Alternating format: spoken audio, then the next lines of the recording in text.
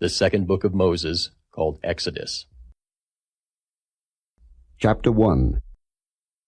Now these are the names of the children of Israel, which came into Egypt. Every man and his household came with Jacob: Reuben, Simeon, Levi, and Judah, Issachar, Zebulun, and Benjamin, Dan, and Naphtali, Gad, and Asher. And all the souls that came out of the loins of Jacob were 70 souls, for Joseph was in Egypt already. And Joseph died, and all his brethren, and all that generation. And the children of Israel were fruitful, and increased abundantly, and multiplied, and waxed exceeding mighty, and the land was filled with them. Now there arose up a new king over Egypt, which knew not Joseph. And he said unto his people, Behold, the people of the children of Israel are more and mightier than we. Come on, let us deal wisely with them, lest they multiply. And it come to pass that, when there falleth out any war, they join also unto our enemies, and fight against us, and so get them up out of the land. Therefore they did set over them taskmasters to afflict them with their burdens. And they built for Pharaoh treasure cities, Pithom, and Raamses. But the more they afflicted them, the more they multiplied and grew, and they were grieved because of the children of Israel. And the Egyptians made the children of Israel to serve with rigor, and they made their lives bitter with hard bondage, in mortar, and in brick, and in all manner of service in the field. All their service, wherein they made them serve, was with rigor. And the king of Egypt spake to the Hebrew midwives, of which the name of the one was Shiphrah, and the name of the other Pua. And he said, When ye do the office of a midwife to the Hebrew women, and see them upon the stools, if it be a son, then ye shall kill him, but if it be a daughter, then she shall live. But the midwives feared God, and did not as the king of Egypt commanded them, but saved the men children alive. And the king of Egypt called for the midwives, and said unto them, Why have ye done this thing, and have saved the men children alive? And the midwives said unto Pharaoh, Because the Hebrew women are not as the Egyptian women, for they are lively, and are delivered ere the midwives come in unto them. Therefore God dealt well with the midwives, and the people multiplied, and waxed very mighty. And it came to pass, because the midwives feared God, that he made them houses. And Pharaoh charged all his people, saying, Every son that is born ye shall cast into the river, and every daughter ye shall save alive. Chapter 2. And there went a man of the house of Levi, and took to wife a daughter of Levi. And the woman conceived, and bare a son. And when she saw him that he was a goodly child, she hid him 3 months. And when she could not longer hide him, she took for him an ark of bulrushes, and daubed it with slime and with pitch, and put the child therein, and she laid it in the flags by the river's brink. And his sister stood afar off, to wit what would be done to him. And the daughter of Pharaoh came down to wash herself at the river, and her maidens walked along by the river's side. And when she saw the ark among the flags, she sent her maid to fetch it. And when she had opened it, she saw the child, and behold, the babe wept. And she had compassion on him, and said, This is one of the Hebrews' children. Then said his sister to Pharaoh's daughter, Shall I go and call to thee a nurse of the Hebrew women, that she may nurse the child for thee? And Pharaoh's daughter said to her, Go. And the maid went and called the child's mother. And Pharaoh's daughter said unto her, Take this child away, and nurse it for me, and I will give thee thy wages. And the woman took the child, and nursed it. And the child grew, and she brought him unto Pharaoh's daughter, and he became her son. And she called his name Moses, and she said, Because I drew him out of the water. And it came to pass in those days, when Moses was grown, that he went out unto his brethren, and looked on their burdens. And he spied an Egyptian smiting an Hebrew, one of his brethren. And he looked this way and that way, and when he saw that there was no man, he slew the Egyptian, and hid him in the sand. And when he went out the second day, behold, 2 men of the Hebrews strove together, And he said to him that did the wrong, Wherefore smitest thou thy fellow? And he said, Who made thee a prince and a judge over us? Intendest thou to kill me, as thou killedst the Egyptian? And Moses feared and said, Surely this thing is known. Now when Pharaoh heard this thing, he sought to slay Moses. But Moses fled from the face of Pharaoh, and dwelt in the land of Midian, and he sat down by a well. Now the priest of Midian had 7 daughters, and they came and drew water, and filled the troughs to water their father's flock. And the shepherds came and drove them away. But Moses stood up and helped them, and watered their flock. And when they came to Reuel their father, he said, How is it that ye are come so soon today? And they said, An Egyptian delivered us out of the hand of the shepherds, and also drew water enough for us, and watered the flock. And he said unto his daughters, And where is he? Why is it that ye have left the man? Call him, that he may eat bread. And Moses was content to dwell with the man, and he gave Moses Zipporah his daughter. And she bare him a son, and he called his name Gershom, for he said, I have been a stranger in a strange land. And it came to pass in process of time, that the king of Egypt died, and the children of Israel sighed by reason of the bondage, and they cried, and their cry came up unto God by reason of the bondage.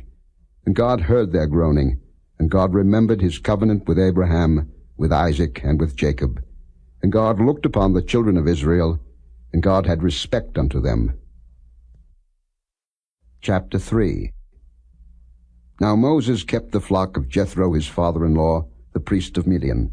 And he led the flock to the backside of the desert, and came to the mountain of God, even to Horeb. And the angel of the Lord appeared unto him in a flame of fire out of the midst of a bush. And he looked, and behold, the bush burned with fire, and the bush was not consumed. And Moses said, I will now turn aside, and see this great sight, why the bush is not burnt. And when the Lord saw that he turned aside to see, God called unto him out of the midst of the bush, and said, Moses, Moses. And he said, Here am I. And he said, Draw not nigh hither.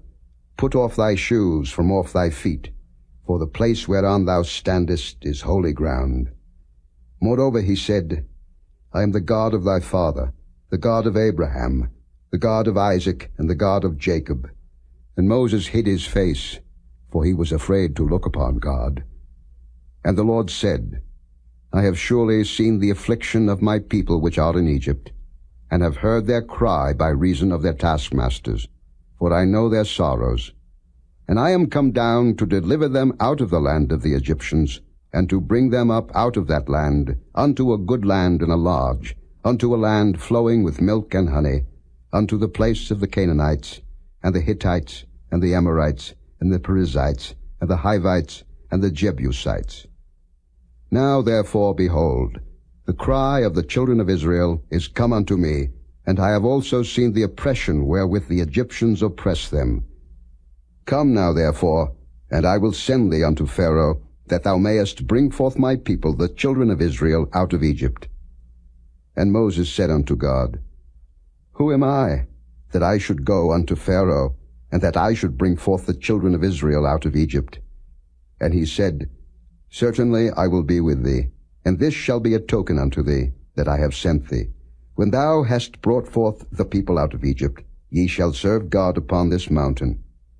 And Moses said unto God, Behold, when I come unto the children of Israel, and shall say unto them, The God of your fathers hath sent me unto you, and they shall say to me, What is his name? What shall I say unto them? And God said unto Moses, I am that I am. And he said, Thus shalt thou say unto the children of Israel, I am hath sent me unto you. And God said moreover unto Moses, Thus shalt thou say unto the children of Israel, The Lord God of your fathers, the God of Abraham, the God of Isaac, and the God of Jacob, hath sent me unto you. This is my name forever, and this is my memorial unto all generations. Go and gather the elders of Israel together, and say unto them, The Lord God of your fathers, the God of Abraham, of Isaac, and of Jacob, appeared unto me, saying, I have surely visited you, and seen that which is done to you in Egypt. And I have said, I will bring you up out of the affliction of Egypt unto the land of the Canaanites, and the Hittites, and the Amorites, and the Perizzites, and the Hivites, and the Jebusites, unto a land flowing with milk and honey. And they shall hearken to thy voice, and thou shalt come, thou and the elders of Israel, unto the king of Egypt, and ye shall say unto him, The Lord God of the Hebrews hath met with us, and now let us go, we beseech thee, 3 days' journey into the wilderness, that we may sacrifice to the Lord our God. And I am sure that the king of Egypt will not let you go, no, not by a mighty hand. And I will stretch out my hand, and smite Egypt with all my wonders which I will do in the midst thereof, and after that he will let you go. And I will give this people favor in the sight of the Egyptians. And it shall come to pass that when ye go, ye shall not go empty. But every woman shall borrow of her neighbor, and of her that sojourneth in her house, jewels of silver, and jewels of gold, and raiment, and ye shall put them upon your sons and upon your daughters, and ye shall spoil the Egyptians. Chapter 4. And Moses answered and said, But behold, they will not believe me, nor hearken unto my voice, for they will say, The Lord hath not appeared unto thee. And the Lord said unto him, What is that in thine hand? And he said, A rod. And he said, Cast it on the ground. And he cast it on the ground, and it became a serpent. And Moses fled from before it. And the Lord said unto Moses, Put forth thine hand, and take it by the tail. And he put forth his hand, and caught it, and it became a rod in his hand, that they may believe that the Lord God of their fathers, the God of Abraham, the God of Isaac, and the God of Jacob, hath appeared unto thee. And the Lord said furthermore unto him, Put now thine hand into thy bosom. And he put his hand into his bosom, and when he took it out, behold, his hand was leprous as snow. And he said, Put thine hand into thy bosom again. And he put his hand into his bosom again, and plucked it out of his bosom, and behold, it was turned again as his other flesh. And it shall come to pass, if they will not believe thee, neither hearken to the voice of the first sign, that they will believe the voice of the latter sign. And it shall come to pass, if they will not believe also these 2 signs, neither hearken unto thy voice, that thou shalt take of the water of the river, and pour it upon the dry land, and the water which thou takest out of the river shall become blood upon the dry land. And Moses said unto the Lord, O my Lord, I am not eloquent, neither heretofore, nor since thou hast spoken unto thy servant, but I am slow of speech, and of a slow tongue. And the Lord said unto him, Who hath made man's mouth? Or who maketh the dumb, or deaf, or the seeing, or the blind? Have not I the Lord? Now therefore go, and I will be with thy mouth, and teach thee what thou shalt say. And he said, O my Lord, send, I pray thee, by the hand of him whom thou wilt send. And the anger of the Lord was kindled against Moses. And he said, Is not Aaron the Levite thy brother? I know that he can speak well. And also, behold, he cometh forth to meet thee, and when he seeth thee, he will be glad in his heart. And thou shalt speak unto him, and put words in his mouth. And I will be with thy mouth, and with his mouth, and will teach you what ye shall do. And he shall be thy spokesman unto the people. And he shall be, even he shall be to thee instead of a mouth, and thou shalt be to him instead of God. And thou shalt take this rod in thine hand, wherewith thou shalt do signs. And Moses went and returned to Jethro his father-in-law, and said unto him, Let me go, I pray thee, and return unto my brethren which are in Egypt, and see whether they be yet alive. And Jethro said to Moses, Go in peace. And the Lord said unto Moses in Midian, Go, return into Egypt, for all the men are dead which sought thy life. And Moses took his wife and his sons, and set them upon an ass, and he returned to the land of Egypt. And Moses took the rod of God in his hand. And the Lord said unto Moses, When thou goest to return into Egypt, see that thou do all those wonders before Pharaoh, which I have put in thine hand. But I will harden his heart, that he shall not let the people go. And thou shalt say unto Pharaoh, Thus saith the Lord, Israel is my son, even my firstborn. And I say unto thee, Let my son go, that he may serve me. And if thou refuse to let him go, behold, I will slay thy son, even thy firstborn. And it came to pass by the way in the inn, that the Lord met him, and sought to kill him. Then Zipporah took a sharp stone, and cut off the foreskin of her son, and cast it at his feet, and said, Surely a bloody husband art thou to me. So he let him go. Then she said, A bloody husband thou art, because of the circumcision. And the Lord said to Aaron, Go into the wilderness to meet Moses. And he went, and met him in the mount of God, and kissed him. And Moses told Aaron all the words of the Lord who had sent him, and all the signs which he had commanded him. And Moses and Aaron went and gathered together all the elders of the children of Israel. And Aaron spake all the words which the Lord had spoken unto Moses, and did the signs in the sight of the people. And the people believed. And when they heard that the Lord had visited the children of Israel, and that he had looked upon their affliction, then they bowed their heads and worshipped. Chapter 5. And afterward Moses and Aaron went in, and told Pharaoh, Thus saith the Lord God of Israel, Let my people go, that they may hold a feast unto me in the wilderness. And Pharaoh said, Who is the Lord, that I should obey his voice to let Israel go? I know not the Lord, neither will I let Israel go. And they said, The God of the Hebrews hath met with us. Let us go, we pray thee, 3 days' journey into the desert, and sacrifice unto the Lord our God, lest he fall upon us with pestilence or with the sword. And the king of Egypt said unto them, Wherefore do ye, Moses and Aaron, let the people from their works? Get you unto your burdens. And Pharaoh said, Behold, the people of the land now are many, and ye make them rest from their burdens. And Pharaoh commanded the same day the taskmasters of the people and their officers, saying, Ye shall no more give the people straw to make brick as heretofore. Let them go and gather straw for themselves. And the tale of the bricks, which they did make heretofore, ye shall lay upon them. Ye shall not diminish aught thereof, for they be idle. Therefore they cry, saying, Let us go and sacrifice to our God. Let their more work be laid upon the men, that they may labor therein, and let them not regard vain words.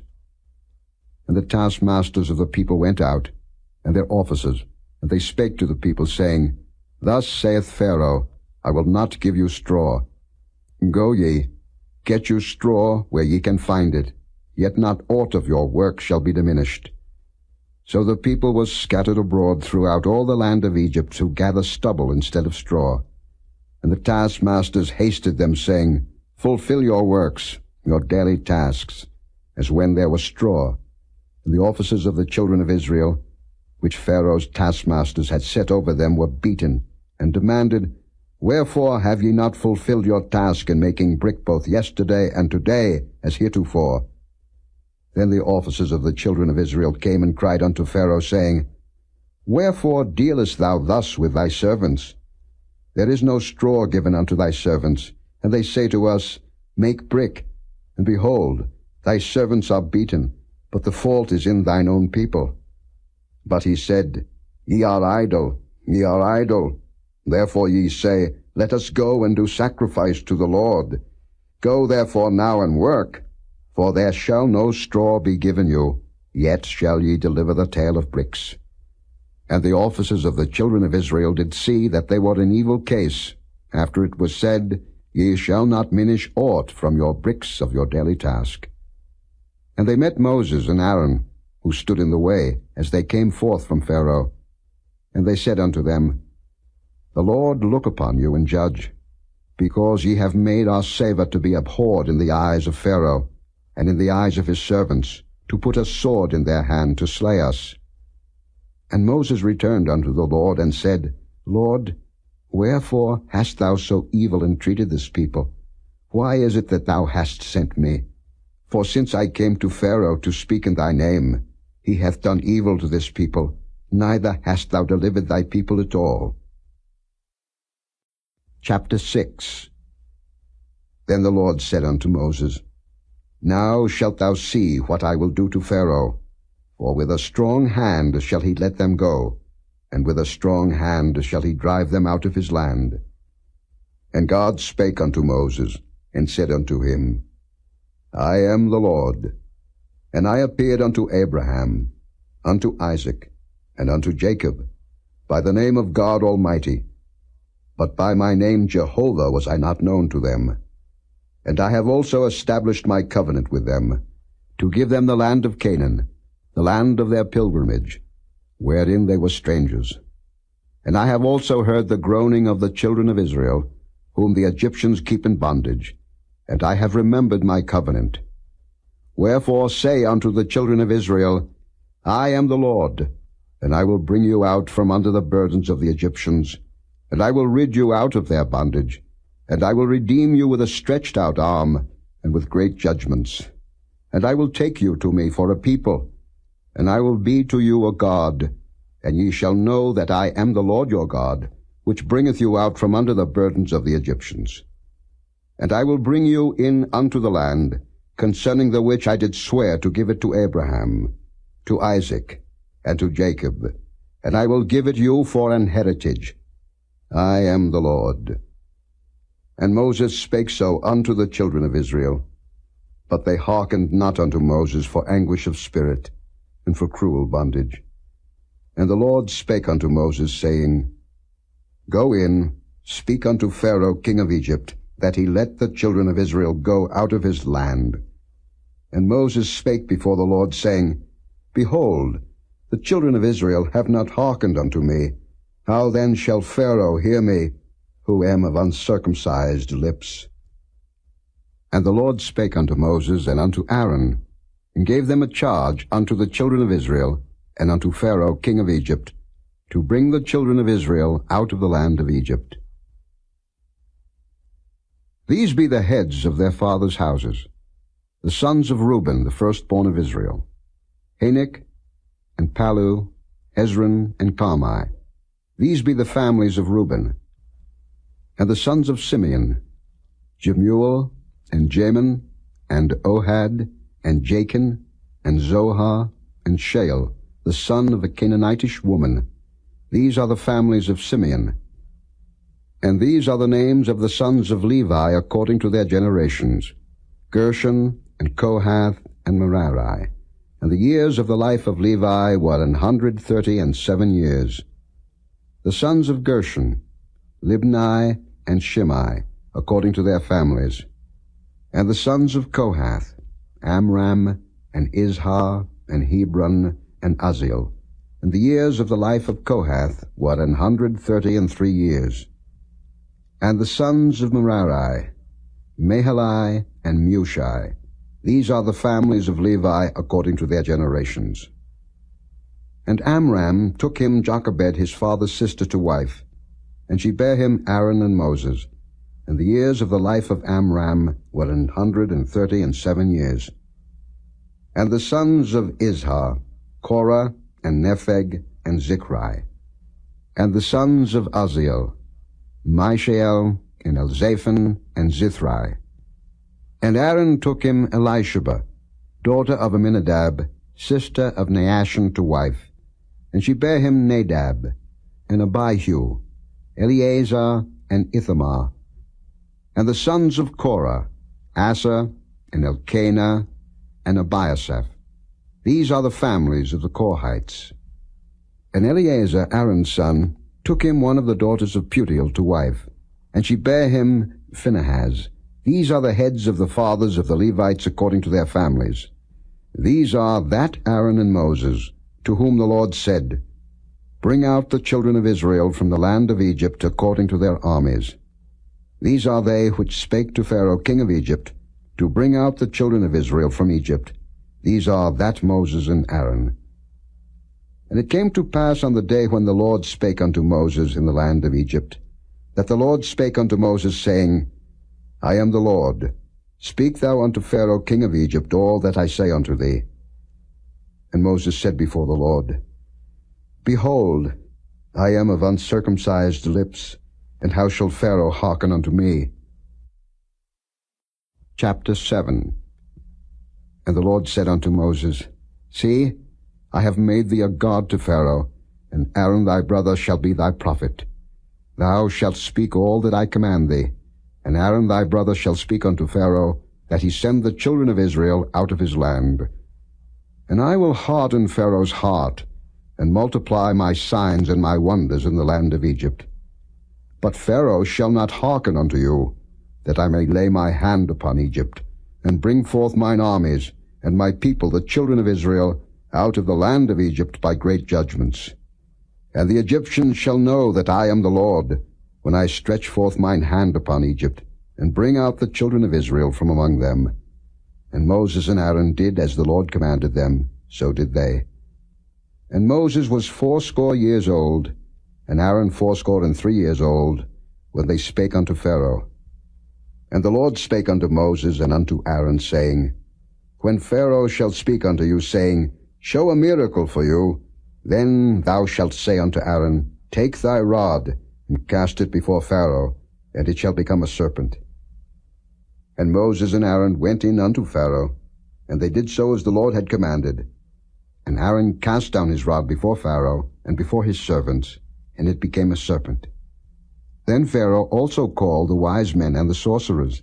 Now the magicians of Egypt, they also did in like manner with their enchantments. For they cast down every man his rod, and they became serpents. But Aaron's rod swallowed up their rods. And he hardened Pharaoh's heart, that he hearkened not unto them, as the Lord had said. And the Lord said unto Moses, Pharaoh's heart is hardened. He refuseth to let the people go. Get thee unto Pharaoh in the morning. Lo, he goeth out unto the water, and thou shalt stand by the river's brink against he come, and the rod which was turned to a serpent shalt thou take in thine hand. And thou shalt say unto him, The Lord God of the Hebrews hath sent me unto thee, saying, Let my people go, that they may serve me in the wilderness. And behold, hitherto thou wouldest not hear. Thus saith the Lord, In this thou shalt know that I am the Lord. Behold, I will smite with a rod that is in mine hand upon the waters which are in the river, and they shall be turned to blood. And the fish that is in the river shall die, and the river shall stink, and the Egyptians shall loathe to drink of the water of the river. And the Lord spake unto Moses, Say unto Aaron, Take thy rod, and stretch out thine hand upon the waters of Egypt, upon their streams, upon their rivers, and upon their ponds, and upon all their pools of water, that they may become blood, and that there may be blood throughout all the land of Egypt, both in vessels of wood and in vessels of stone. And Moses and Aaron did so, as the Lord commanded, and he lifted up the rod, and smote the waters that were in the river, in the sight of Pharaoh, and in the sight of his servants, and all the waters that were in the river were turned to blood. And the fish that was in the river died, and the river stank, and the Egyptians could not drink of the water of the river, and there was blood throughout all the land of Egypt. And the magicians of Egypt did so with their enchantments. And Pharaoh's heart was hardened, neither did he hearken unto them, as the Lord had said. And Pharaoh turned and went into his house, neither did he set his heart to this also. And all the Egyptians digged round about the river for water to drink, for they could not drink of the water of the river. And 7 days were fulfilled, after that the Lord had smitten the river. Chapter 8. And the Lord spake unto Moses, Go unto Pharaoh, and say unto him, Thus saith the Lord, Let my people go, that they may serve me. And if thou refuse to let them go, behold, I will smite all thy borders with frogs. And the river shall bring forth frogs abundantly, which shall go up and come into thine house, and into thy bedchamber, and upon thy bed, and into the house of thy servants, and upon thy people, and into thine ovens, and into thy kneading troughs. And the frog shall come up both on thee, and upon thy people, and upon all thy servants.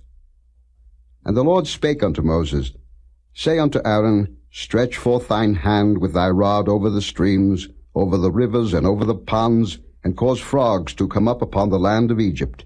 And Aaron stretched out his hand over the waters of Egypt, and the frogs came up, and covered the land of Egypt. And the magicians did so with their enchantments, and brought up frogs upon the land of Egypt. Then Pharaoh called for Moses and Aaron, and said, Entreat the Lord, that he may take away the frogs from me, and from my people, and I will let the people go, that they may do sacrifice unto the Lord. And Moses said unto Pharaoh, Glory over me, when shall I entreat for thee, and for thy servants, and for thy people, to destroy the frogs from thee and thy houses, that they may remain in the river only? And he said, Tomorrow. And he said, Be it according to thy word, that thou mayest know that there is none like unto the Lord our God. And the frogs shall depart from thee, and from thy houses, and from thy servants, and from thy people. They shall remain in the river only. And Moses and Aaron went out from Pharaoh, and Moses cried unto the Lord because of the frogs which he had brought against Pharaoh. And the Lord did according to the word of Moses, and the frogs died out of the houses, out of the villages, and out of the fields. And they gathered them together upon heaps, and the land stank. But when Pharaoh saw that there was respite, he hardened his heart, and hearkened not unto them, as the Lord had said. And the Lord said unto Moses, Say unto Aaron, Stretch out thy rod, and smite the dust of the land, that it may become lice throughout all the land of Egypt. And they did so, for Aaron stretched out his hand with his rod, and smote the dust of the earth, and it became lice in man and in beast. All the dust of the land became lice throughout all the land of Egypt. And the magicians did so with their enchantments to bring forth lice, but they could not, so there were lice upon man and upon beast. Then the magicians said unto Pharaoh, This is the finger of God. And Pharaoh's heart was hardened, and he hearkened not unto them, as the Lord had said. And the Lord said unto Moses, Rise up early in the morning, and stand before Pharaoh. Lo, he cometh forth to the water, and say unto him, Thus saith the Lord, Let my people go, that they may serve me. Else, if thou wilt not let my people go, behold, I will send swarms of flies upon thee, and upon thy servants, and upon thy people, and into thy houses, and the houses of the Egyptians shall be full of swarms of flies, and also the ground whereon they are. And I will sever in that day the land of Goshen, in which my people dwell, that no swarms of flies shall be there, to the end thou mayest know that I am the Lord in the midst of the earth. And I will put a division between my people and thy people. Tomorrow shall this sign be. And the Lord did so, and there came a grievous swarm of flies into the house of Pharaoh, and into his servants' houses, and into all the land of Egypt. The land was corrupted by reason of the swarm of flies. And Pharaoh called for Moses and for Aaron, and said, Go ye, sacrifice to your God in the land. And Moses said, It is not meet so to do, for we shall sacrifice the abomination of the Egyptians to the Lord our God. Lo, shall we sacrifice the abomination of the Egyptians before their eyes? And will they not stone us? We will go 3 days' journey into the wilderness, and sacrifice to the Lord our God, as he shall command us. And Pharaoh said, I will let you go, that ye may sacrifice to the Lord your God in the wilderness. Only ye shall not go very far away. Entreat for me. And Moses said, Behold, I go out from thee, and I will entreat the Lord that the swarms of flies may depart from Pharaoh, from his servants, and from his people tomorrow. But let not Pharaoh deal deceitfully any more in not letting the people go to sacrifice to the Lord. And Moses went out from Pharaoh, and entreated the Lord. And the Lord did according to the word of Moses, and he removed the swarms of flies from Pharaoh, from his servants, and from his people. There remained not one. And Pharaoh hardened his heart at this time also, neither would he let the people go. Chapter 9.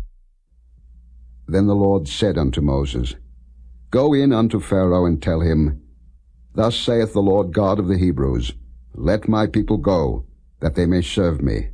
For if thou refuse to let them go, and wilt hold them still, behold, the hand of the Lord is upon thy cattle, which is in the field, upon the horses, upon the asses, upon the camels, upon the oxen, and upon the sheep. There shall be a very grievous murrain. And the Lord shall sever between the cattle of Israel and the cattle of Egypt, and there shall nothing die of all that is the children's of Israel. And the Lord appointed a set time, saying, Tomorrow the Lord shall do this thing in the land.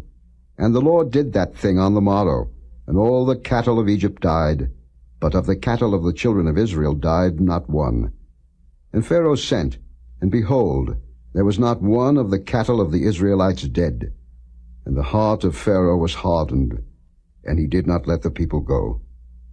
And the Lord said unto Moses and unto Aaron, Take to you handfuls of ashes of the furnace, and let Moses sprinkle it toward the heaven in the sight of Pharaoh. And it shall become small dust in all the land of Egypt, and shall be a boil breaking forth with blains upon man and upon beast, throughout all the land of Egypt.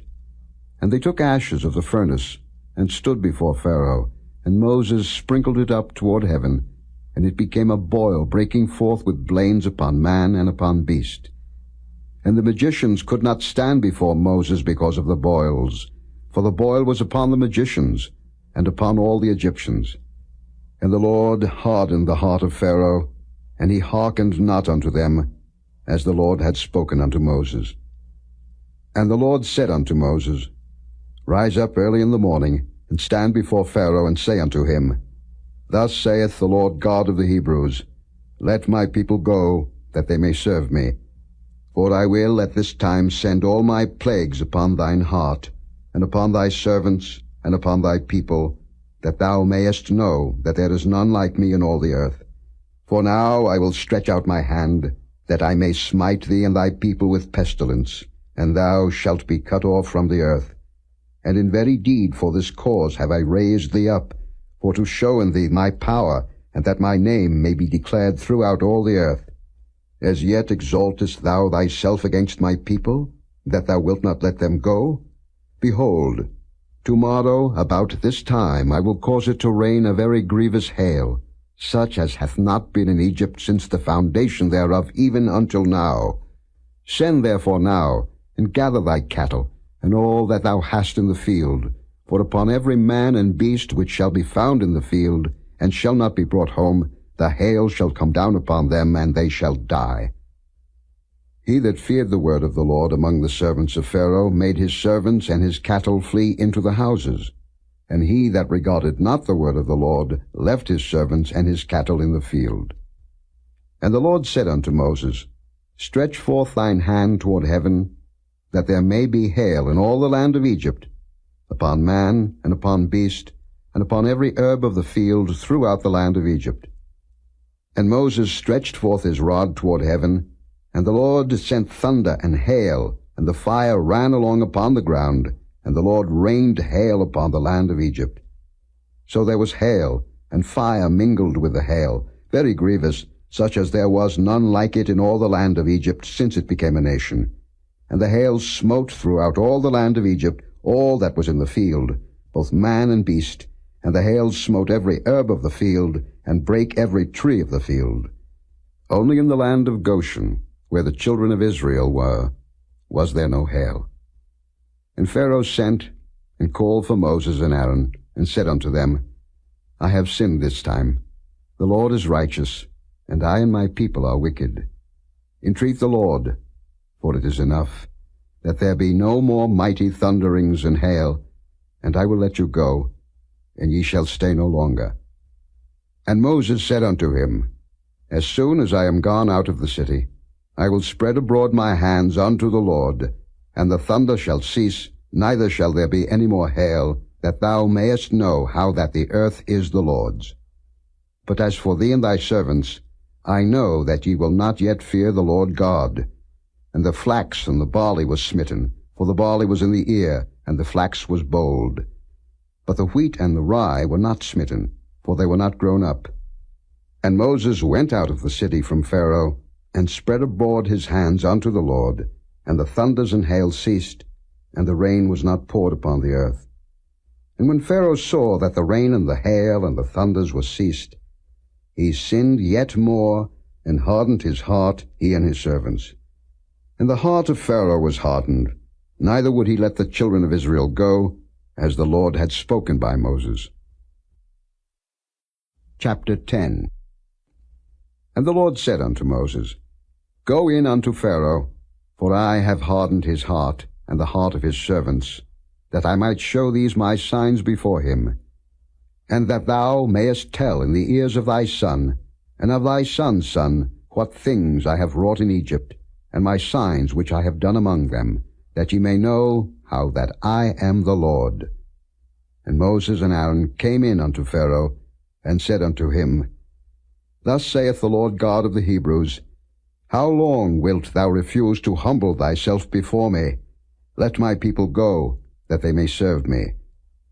Else, if thou refuse to let my people go, behold, tomorrow will I bring the locusts into thy coast, and they shall cover the face of the earth, that one cannot be able to see the earth, and they shall eat the residue of that which is escaped, which remaineth unto you from the hail, and shall eat every tree which groweth for you out of the field.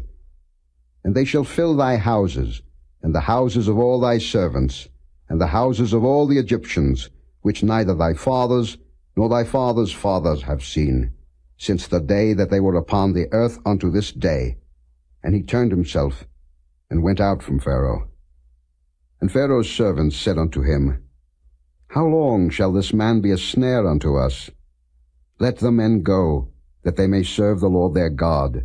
Knowest thou not yet that Egypt is destroyed? And Moses and Aaron were brought again unto Pharaoh. And he said unto them, Go, serve the Lord your God. But who are they that shall go? And Moses said, We will go with our young and with our old, with our sons and with our daughters, with our flocks and with our herds will we go, for we must hold a feast unto the Lord. And he said unto them, Let the Lord be so with you, as I will let you go. And your little ones, look to it, for evil is before you. Not so. Go now, ye that are men, and serve the Lord, for that ye did desire. And they were driven out from Pharaoh's presence. And the Lord said unto Moses, Stretch out thine hand over the land of Egypt for the locusts, that they may come up upon the land of Egypt, and eat every herb of the land, even all that the hail hath left. And Moses stretched forth his rod over the land of Egypt, and the Lord brought an east wind upon the land all that day, and all that night. And when it was morning, the east wind brought the locusts. And the locusts went up over all the land of Egypt, and rested in all the coasts of Egypt. Very grievous were they. Before them there were no such locusts as they, neither after them shall be such. For they covered the face of the whole earth, so that the land was darkened. And they did eat every herb of the land, and all the fruit of the trees which the hail had left. And there remained not any green thing in the trees, or in the herbs of the field, through all the land of Egypt. Then Pharaoh called for Moses and Aaron in haste, and he said, I have sinned against the Lord your God, and against you. Now therefore forgive, I pray thee, my sin only this once, and entreat the Lord your God, that he may take away from me this death only. And he went out from Pharaoh, and entreated the Lord. And the Lord turned a mighty strong west wind, which took away the locusts, and cast them into the Red Sea. There remained not one locust in all the coasts of Egypt. But the Lord hardened Pharaoh's heart, so that he would not let the children of Israel go. And the Lord said unto Moses, Stretch out thine hand toward heaven, that there may be darkness over the land of Egypt, even darkness which may be felt. And Moses stretched forth his hand toward heaven, and there was a thick darkness in all the land of Egypt 3 days. They saw not one another, neither rose any from his place for 3 days, but all the children of Israel had light in their dwellings. And Pharaoh called unto Moses, and said, Go ye, serve the Lord. Only let your flocks and your herds be stayed. Let your little ones also go with you. And Moses said, Thou must give us also sacrifices and burnt offerings, that we may sacrifice unto the Lord our God. Our cattle also shall go with us. There shall not an hoof be left behind, for thereof must we take to serve the Lord our God. And we know not with what we must serve the Lord, until we come thither. But the Lord hardened Pharaoh's heart, and he would not let them go. And Pharaoh said unto him, Get thee from me, take heed to thyself, see my face no more, for in that day thou seest my face thou shalt die. And Moses said, Thou hast spoken well, I will see thy face again no more. Chapter 11. And the Lord said unto Moses, Yet will I bring one plague more upon Pharaoh, and upon Egypt. Afterwards he will let you go hence. When he shall let you go, he shall surely thrust you out hence altogether. Speak now in the ears of the people, and let every man borrow of his neighbor, and every woman of her neighbor, jewels of silver and jewels of gold. And the Lord gave the people favor in the sight of the Egyptians. Moreover, the man Moses was very great in the land of Egypt, in the sight of Pharaoh's servants, and in the sight of the people. And Moses said, Thus saith the Lord, About midnight will I go out into the midst of Egypt, and all the firstborn in the land of Egypt shall die, from the firstborn of Pharaoh that sitteth upon his throne, even unto the firstborn of the maidservant that is behind the mill, and all the firstborn of beasts. And there shall be a great cry throughout all the land of Egypt, such as there was none like it, nor shall be like it any more. But against any of the children of Israel shall not a dog move his tongue against man or beast, that ye may know how that the Lord doth put a difference between the Egyptians and Israel. And all these thy servants shall come down unto me, and bow down themselves unto me, saying, Get thee out, and all the people that follow thee, and after that I will go out. And he went out from Pharaoh in a great anger. And the Lord said unto Moses, Pharaoh shall not hearken unto you, that my wonders may be multiplied in the land of Egypt. And Moses and Aaron did all these wonders before Pharaoh, and the Lord hardened Pharaoh's heart, so that he would not let the children of Israel go out of his land. Chapter 12. And the Lord spake unto Moses and Aaron in the land of Egypt, saying, This month shall be unto you the beginning of months. It shall be the first month of the year to you. Speak ye unto all the congregation of Israel, saying, In the 10th day of this month they shall take to them every man a lamb, according to the house of their fathers, a lamb for an house. And if the household be too little for the lamb, let him and his neighbor next unto his house take it according to the number of the souls. Every man according to his eating shall make your count for the lamb. Your lamb shall be without blemish, a male of the first year. Ye shall take it out from the sheep or from the goats. And ye shall keep it up until the 14th day of the same month, and the whole assembly of the congregation of Israel shall kill it in the evening. And they shall take of the blood, and strike it on the 2 side posts and on the upper door post of the houses wherein they shall eat it. And they shall eat the flesh in that night, roast with fire, and unleavened bread, and with bitter herbs they shall eat it. Eat not of it raw, nor sodden it all with water, but roast with fire, his head with his legs, and with the purtenance thereof. And ye shall let nothing of it remain until the morning, and that which remaineth of it until the morning ye shall burn with fire. And thus shall ye eat it, with your loins girded, your shoes on your feet, and your staff in your hand, and ye shall eat it in haste. It is the Lord's Passover. For I will pass through the land of Egypt this night, and will smite all the firstborn in the land of Egypt, both man and beast, and against all the gods of Egypt I will execute judgment. I am the Lord. And the blood shall be to you for a token upon the houses where ye are. And when I see the blood, I will pass over you, and the plague shall not be upon you to destroy you, when I smite the land of Egypt. And this day shall be unto you for a memorial, and ye shall keep it a feast to the Lord throughout your generations. Ye shall keep it a feast by an ordinance for ever. 7 days shall ye eat unleavened bread. Even the first day ye shall put away leaven out of your houses. For whosoever eateth leavened bread from the first day until the 7th day, that soul shall be cut off from Israel. And in the first day there shall be an holy convocation, and in the 7th day there shall be an holy convocation to you. No manner of work shall be done in them, save that which every man must eat, that only may be done of you. And ye shall observe the feast of unleavened bread. For in this selfsame day have I brought your armies out of the land of Egypt. Therefore shall ye observe this day in your generations by an ordinance forever. In the 1st month, on the 14th day of the month at even, ye shall eat unleavened bread, until the 21st day of the month at even. 7 days shall there be no leaven found in your houses. For whosoever eateth that which is leavened, even that soul shall be cut off from the congregation of Israel, whether he be a stranger or born in the land. Ye shall eat nothing leavened. In all your habitations shall ye eat unleavened bread. Then Moses called for all the elders of Israel, and said unto them, Draw out and take you a lamb according to your families, and kill the Passover. And ye shall take a bunch of hyssop, and dip it in the blood that is in the basin, and strike the lintel and the 2 side posts with the blood that is in the basin, and none of you shall go out at the door of his house until the morning. For the Lord will pass through to smite the Egyptians.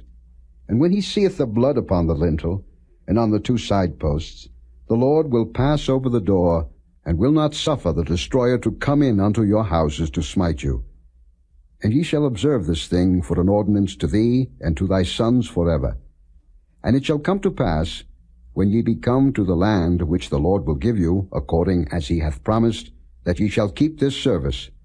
And it shall come to pass, when your children shall say unto you, What mean ye by this service? That ye shall say, It is the sacrifice of the Lord's Passover, who passed over the houses of the children of Israel in Egypt, when he smote the Egyptians, and delivered our houses. And the people bowed the head and worshipped. And the children of Israel went away, and did as the Lord had commanded Moses and Aaron, so did they. And it came to pass, that at midnight the Lord smote all the firstborn in the land of Egypt, from the firstborn of Pharaoh that sat on his throne, unto the firstborn of the captive that was in the dungeon, and all the firstborn of cattle. And Pharaoh rose up in the night, he and all his servants, and all the Egyptians. And there was a great cry in Egypt, for there was not a house where there was not one dead. And he called for Moses and Aaron by night, and said, Rise up, and get you forth from among my people, both ye and the children of Israel, and go, serve the Lord, as ye have said. Also take your flocks and your herds, as ye have said, and be gone. And bless me also. And the Egyptians were urgent upon the people, that they might send them out of the land in haste, for they said, We be all dead men. And the people took their dough before it was leavened, their kneading troughs being bound up in their clothes upon their shoulders. And the children of Israel did according to the word of Moses. And they borrowed of the Egyptians jewels of silver, and jewels of gold, and raiment. And the Lord gave the people favor in the sight of the Egyptians, so that they lent unto them such things as they required. And they spoiled the Egyptians. And the children of Israel journeyed from Ramesses to Succoth, about 600,000 on foot that were men, beside children. And a mixed multitude went up also with them, and flocks and herds, even very much cattle. And they baked unleavened cakes of the dough which they brought forth out of Egypt, for it was not leavened, because they were thrust out of Egypt, and could not tarry, neither had they prepared for themselves any victual. Now the sojourning of the children of Israel who dwelt in Egypt was 430 years. And it came to pass at the end of the 430 years, even the selfsame day it came to pass, that all the hosts of the Lord went out from the land of Egypt. It is a night to be much observed unto the Lord for bringing them out from the land of Egypt. This is that night of the Lord to be observed of all the children of Israel in their generations. And the Lord said unto Moses and Aaron, This is the ordinance of the Passover. There shall no stranger eat thereof, but every man's servant that is bought for money, when thou hast circumcised him, then shall he eat thereof. A foreigner and an hired servant shall not eat thereof. In one house shall it be eaten. Thou shalt not carry forth aught of the flesh abroad out of the house, neither shall ye break a bone thereof. All the congregation of Israel shall keep it. And when a stranger shall sojourn with thee, and will keep the Passover to the Lord, let all his males be circumcised, and then let him come near and keep it. And he shall be as one that is born in the land, for no uncircumcised person shall eat thereof. One law shall be to him that is homeborn, and unto the stranger that sojourneth among you. Thus did all the children of Israel, as the Lord commanded Moses and Aaron, so did they. And it came to pass the selfsame day, that the Lord did bring the children of Israel out of the land of Egypt by their armies. Chapter 13. And the Lord spake unto Moses, saying, Sanctify unto me all the firstborn, whatsoever openeth the womb among the children of Israel, both of man and of beast, it is mine. And Moses said unto the people, Remember this day, in which ye came out from Egypt, out of the house of bondage. For by strength of hand the Lord brought you out from this place. There shall no leavened bread be eaten. This day came ye out in the month Abib. And it shall be, when the Lord shall bring thee into the land of the Canaanites, and the Hittites, and the Amorites, and the Hivites, and the Jebusites, which he sware unto thy fathers to give thee, a land flowing with milk and honey, that thou shalt keep this service in this month. 7 days thou shalt eat unleavened bread, and in the 7th day shall be a feast to the Lord. Unleavened bread shall be eaten 7 days, and there shall no leavened bread be seen with thee, neither shall there be leaven seen with thee in all thy quarters. And thou shalt show thy son in that day, saying, This is done because of that which the Lord did unto me when I came forth out of Egypt. And it shall be for a sign unto thee upon thine hand, and for a memorial between thine eyes, that the Lord's law may be in thy mouth, for with a strong hand hath the Lord brought thee out of Egypt. Thou shalt therefore keep this ordinance in his season from year to year. And it shall be, when the Lord shall bring thee into the land of the Canaanites, as he sware unto thee and to thy fathers, and shall give it thee, that thou shalt set apart unto the Lord all that openeth the matrix, and every firstling that cometh of a beast which thou hast, the males shall be the Lord's. And every firstling of an ass thou shalt redeem with a lamb.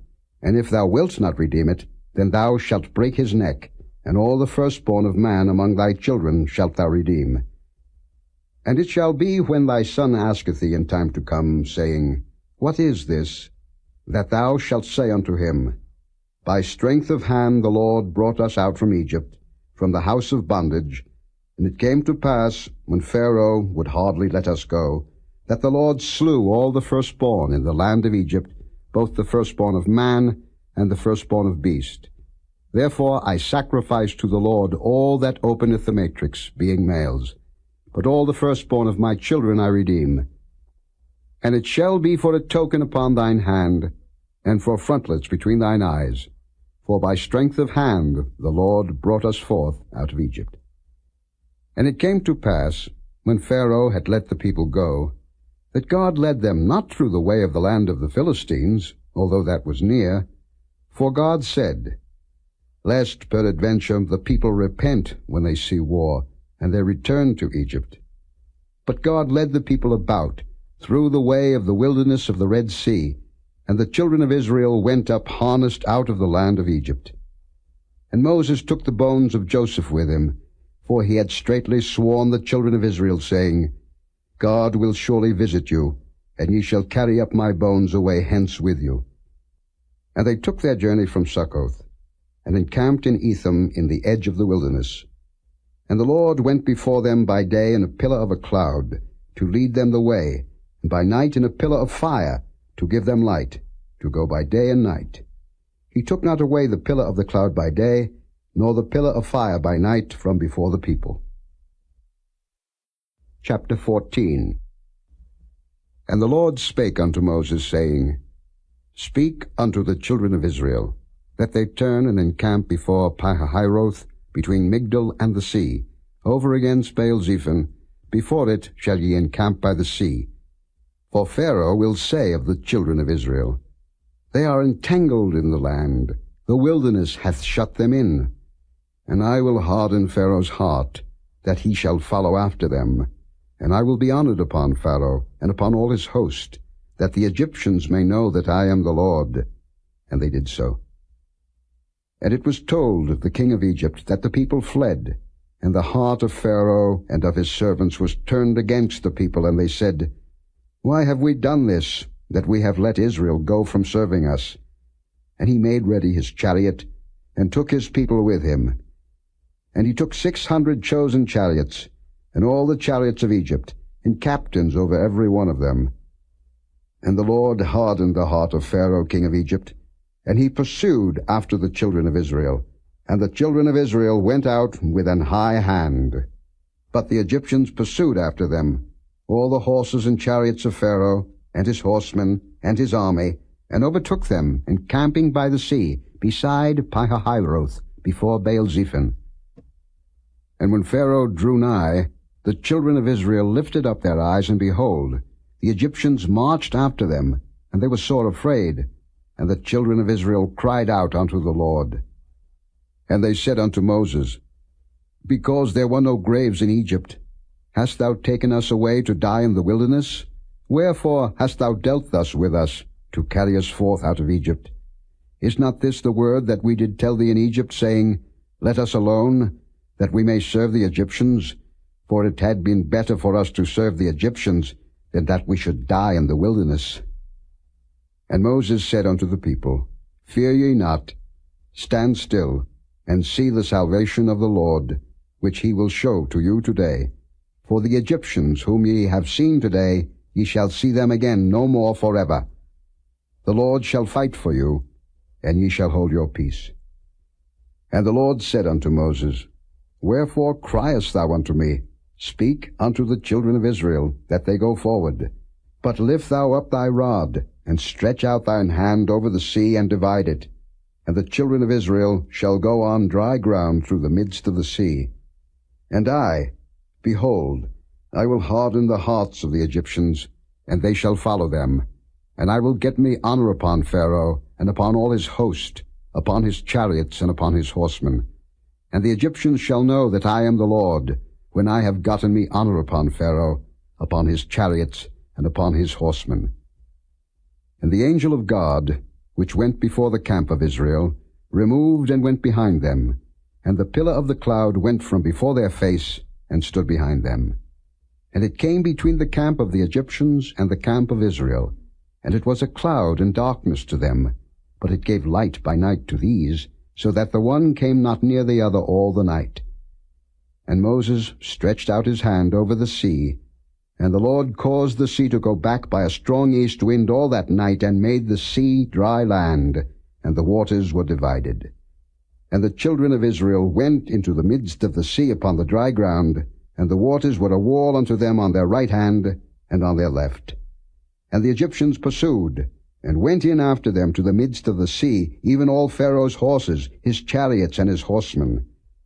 And it came to pass that in the morning watch the Lord looked unto the host of the Egyptians through the pillar of fire and of the cloud, and troubled the host of the Egyptians, and took off their chariot wheels, that they drave them heavily, so that the Egyptians said, Let us flee from the face of Israel, for the Lord fighteth for them against the Egyptians.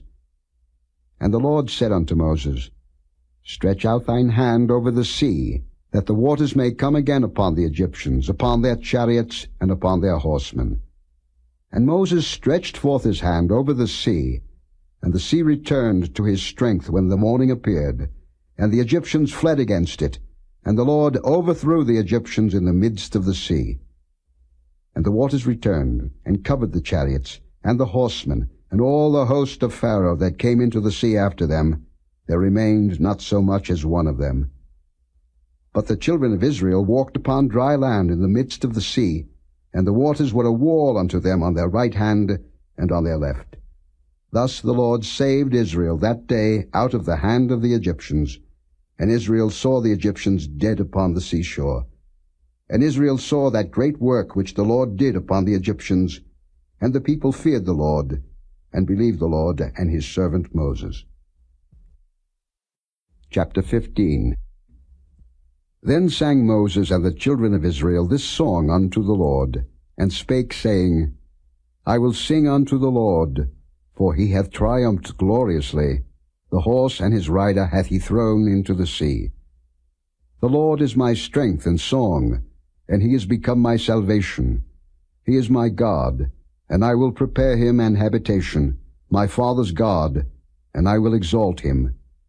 The Lord is a man of war, the Lord is his name. Pharaoh's chariots and his host hath he cast into the sea. His chosen captains also are drowned in the Red Sea. The depths have covered them, they sank into the bottom as a stone.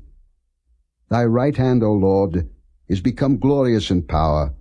Thy right hand, O Lord, hath dashed in pieces the enemy. And in the greatness of thine excellency thou hast overthrown them that rose up against thee. Thou sentest forth thy wrath, which consumed them as stubble. And with the blast of thy nostrils the waters were gathered together. The floods stood upright as an heap, and the depths were congealed in the heart of the sea. The enemy said, I will pursue, I will overtake, I will divide the spoil, my lust shall be satisfied upon them. I will draw my sword, my hand shall destroy them. Thou didst blow with thy wind, the sea covered them, they sank as lead in the mighty waters.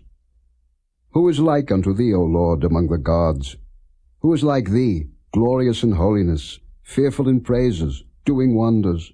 Thou stretchedst out thy right hand, the earth swallowed them. Thou in thy mercy hast led forth the people which thou hast redeemed. Thou hast guided them in thy strength unto thy holy habitation. The people shall hear and be afraid. Sorrow shall take hold on the inhabitants of Palestina. Then the dukes of Edom shall be amazed. The mighty men of Moab, trembling, shall take hold upon them. All the inhabitants of Canaan shall melt away. Fear and dread shall fall upon them. By the greatness of thine arm they shall be as still as a stone, till thy people pass over, O Lord, till the people pass over, which thou hast purchased. Thou shalt bring them in, and plant them in the mountain of thine inheritance, in the place, O Lord, which thou hast made for thee to dwell in the sanctuary, O Lord, which thy hands have established. The Lord shall reign for ever and ever. For the horse of Pharaoh went in with his chariots, and with his horsemen into the sea, and the Lord brought again the waters of the sea upon them. But the children of Israel went on dry land in the midst of the sea. And Miriam the prophetess, the sister of Aaron, took a timbrel in her hand, and all the women went out after her with timbrels and with dances. And Miriam answered them, Sing ye to the Lord, for he hath triumphed gloriously. The horse and his rider hath he thrown into the sea. So Moses brought Israel from the Red Sea, and they went out into the wilderness of Shur, and they went 3 days in the wilderness and found no water. And when they came to Marah, they could not drink of the waters of Marah, for they were bitter. Therefore the name of it was called Marah.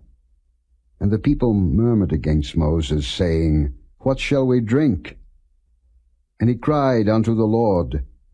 And the Lord showed him a tree, which when he had cast into the waters were made sweet.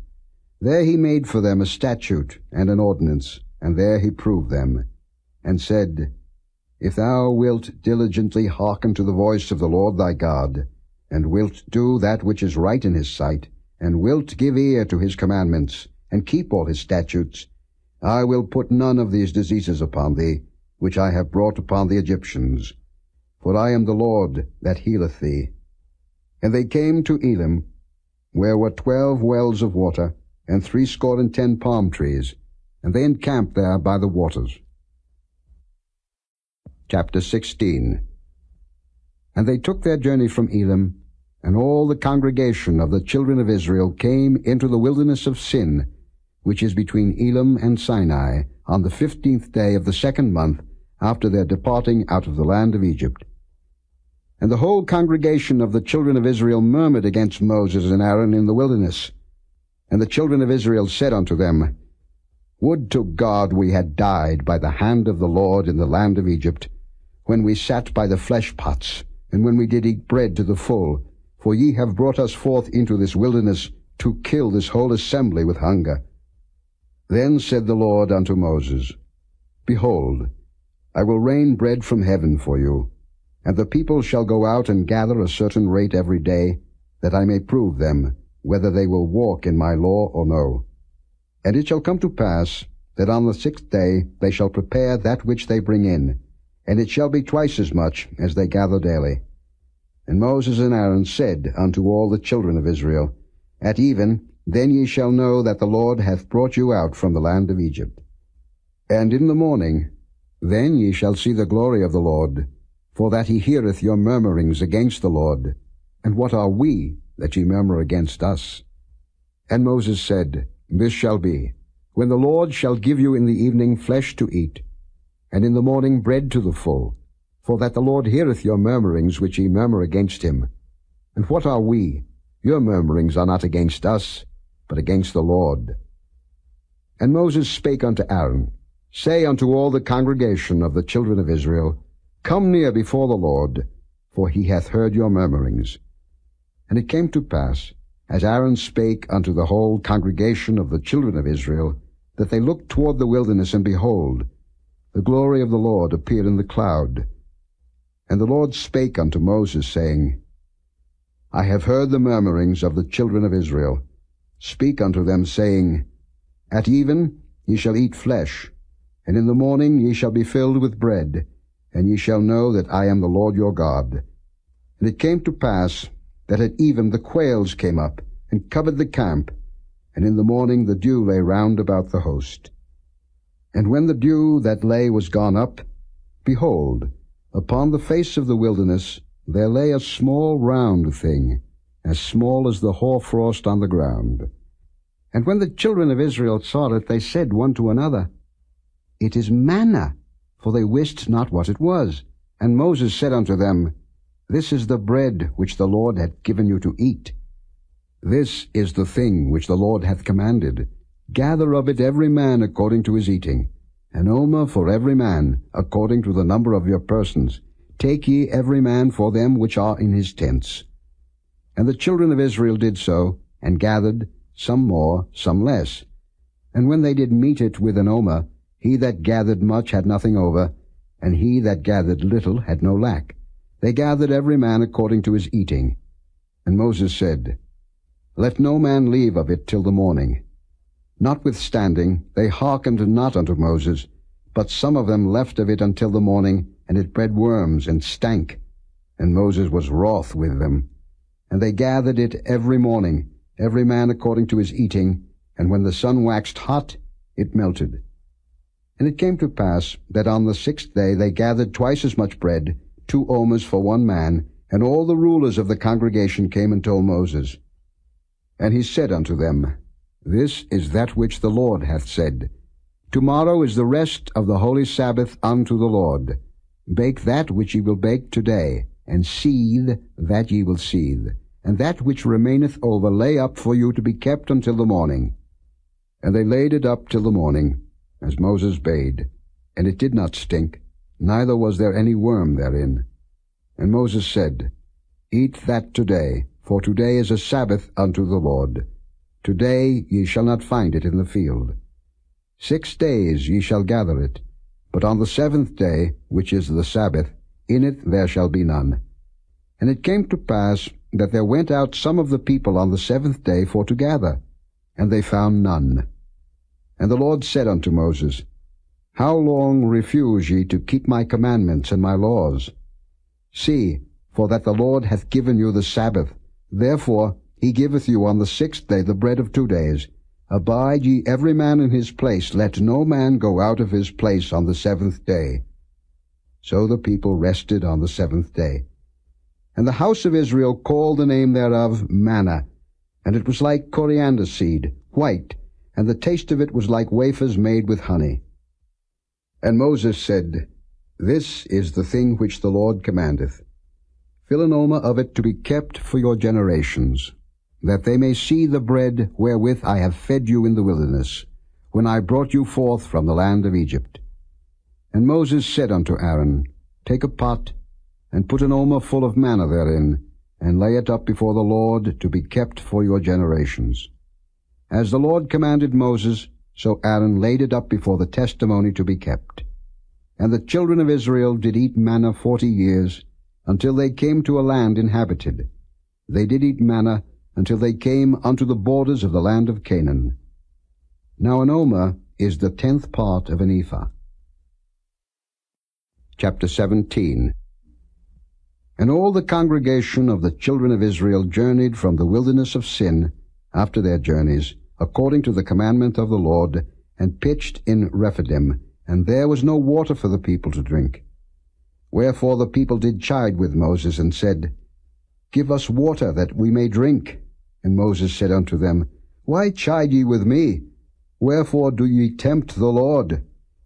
And the people thirsted there for water, and the people murmured against Moses, and said, Wherefore is this that thou hast brought us up out of Egypt, to kill us and our children and our cattle with thirst? And Moses cried unto the Lord, saying, What shall I do unto this people? They be almost ready to stone me. And the Lord said unto Moses, Go on before the people, and take with thee of the elders of Israel, and thy rod wherewith thou smotest the river, take in thine hand, and go. Behold, I will stand before thee there upon the rock in Horeb, and thou shalt smite the rock, and there shall come water out of it, that the people may drink. And Moses did so in the sight of the elders of Israel. And he called the name of the place Massah and Meribah, because of the chiding of the children of Israel, and because they tempted the Lord, saying, Is the Lord among us or not? Then came Amalek, and fought with Israel in Rephidim. And Moses said unto Joshua, Choose us out men, and go out, fight with Amalek. Tomorrow I will stand on the top of the hill with the rod of God in mine hand. So Joshua did as Moses had said to him, and fought with Amalek. And Moses, Aaron, and Hur went up to the top of the hill. And it came to pass, when Moses held up his hand, that Israel prevailed, and when he let down his hand, Amalek prevailed. But Moses' hands were heavy, and they took a stone, and put it under him, and he sat thereon, and Aaron and Hur stayed up his hands, the one on the one side, and the other on the other side, and his hands were steady until the going down of the sun. And Joshua discomfited Amalek and his people with the edge of the sword. And the Lord said unto Moses, Write this for a memorial in a book, and rehearse it in the ears of Joshua, for I will utterly put out the remembrance of Amalek from under heaven. And Moses built an altar, and called the name of it Jehovah Nissi. For he said, Because the Lord hath sworn that the Lord will have war with Amalek from generation to generation. Chapter 18. When Jethro, the priest of Midian, Moses' father-in-law, heard of all that God had done for Moses and for Israel his people, and that the Lord had brought Israel out of Egypt, then Jethro, Moses' father-in-law, took Zipporah, Moses' wife, after he had sent her back, and her 2 sons, of which the name of the one was Gershom, for he said, I have been an alien in a strange land, and the name of the other was Eliezer, for the God of my father, said he, was mine help, and delivered me from the sword of Pharaoh. And Jethro, Moses' father-in-law, came with his sons and his wife unto Moses into the wilderness, where he encamped at the mount of God. And he said unto Moses, I, thy father-in-law Jethro, am come unto thee, and thy wife, and her 2 sons with her. And Moses went out to meet his father-in-law, and did obeisance, and kissed him, and they asked each other of their welfare, and they came into the tent. And Moses told his father-in-law all that the Lord had done unto Pharaoh and to the Egyptians for Israel's sake, and all the travail that had come upon them by the way, and how the Lord delivered them. And Jethro rejoiced for all the goodness which the Lord had done to Israel, whom he had delivered out of the hand of the Egyptians. And Jethro said, Blessed be the Lord, who hath delivered you out of the hand of the Egyptians, and out of the hand of Pharaoh, who hath delivered the people from under the hand of the Egyptians. Now I know that the Lord is greater than all gods, For in the thing wherein they dealt proudly he was above them.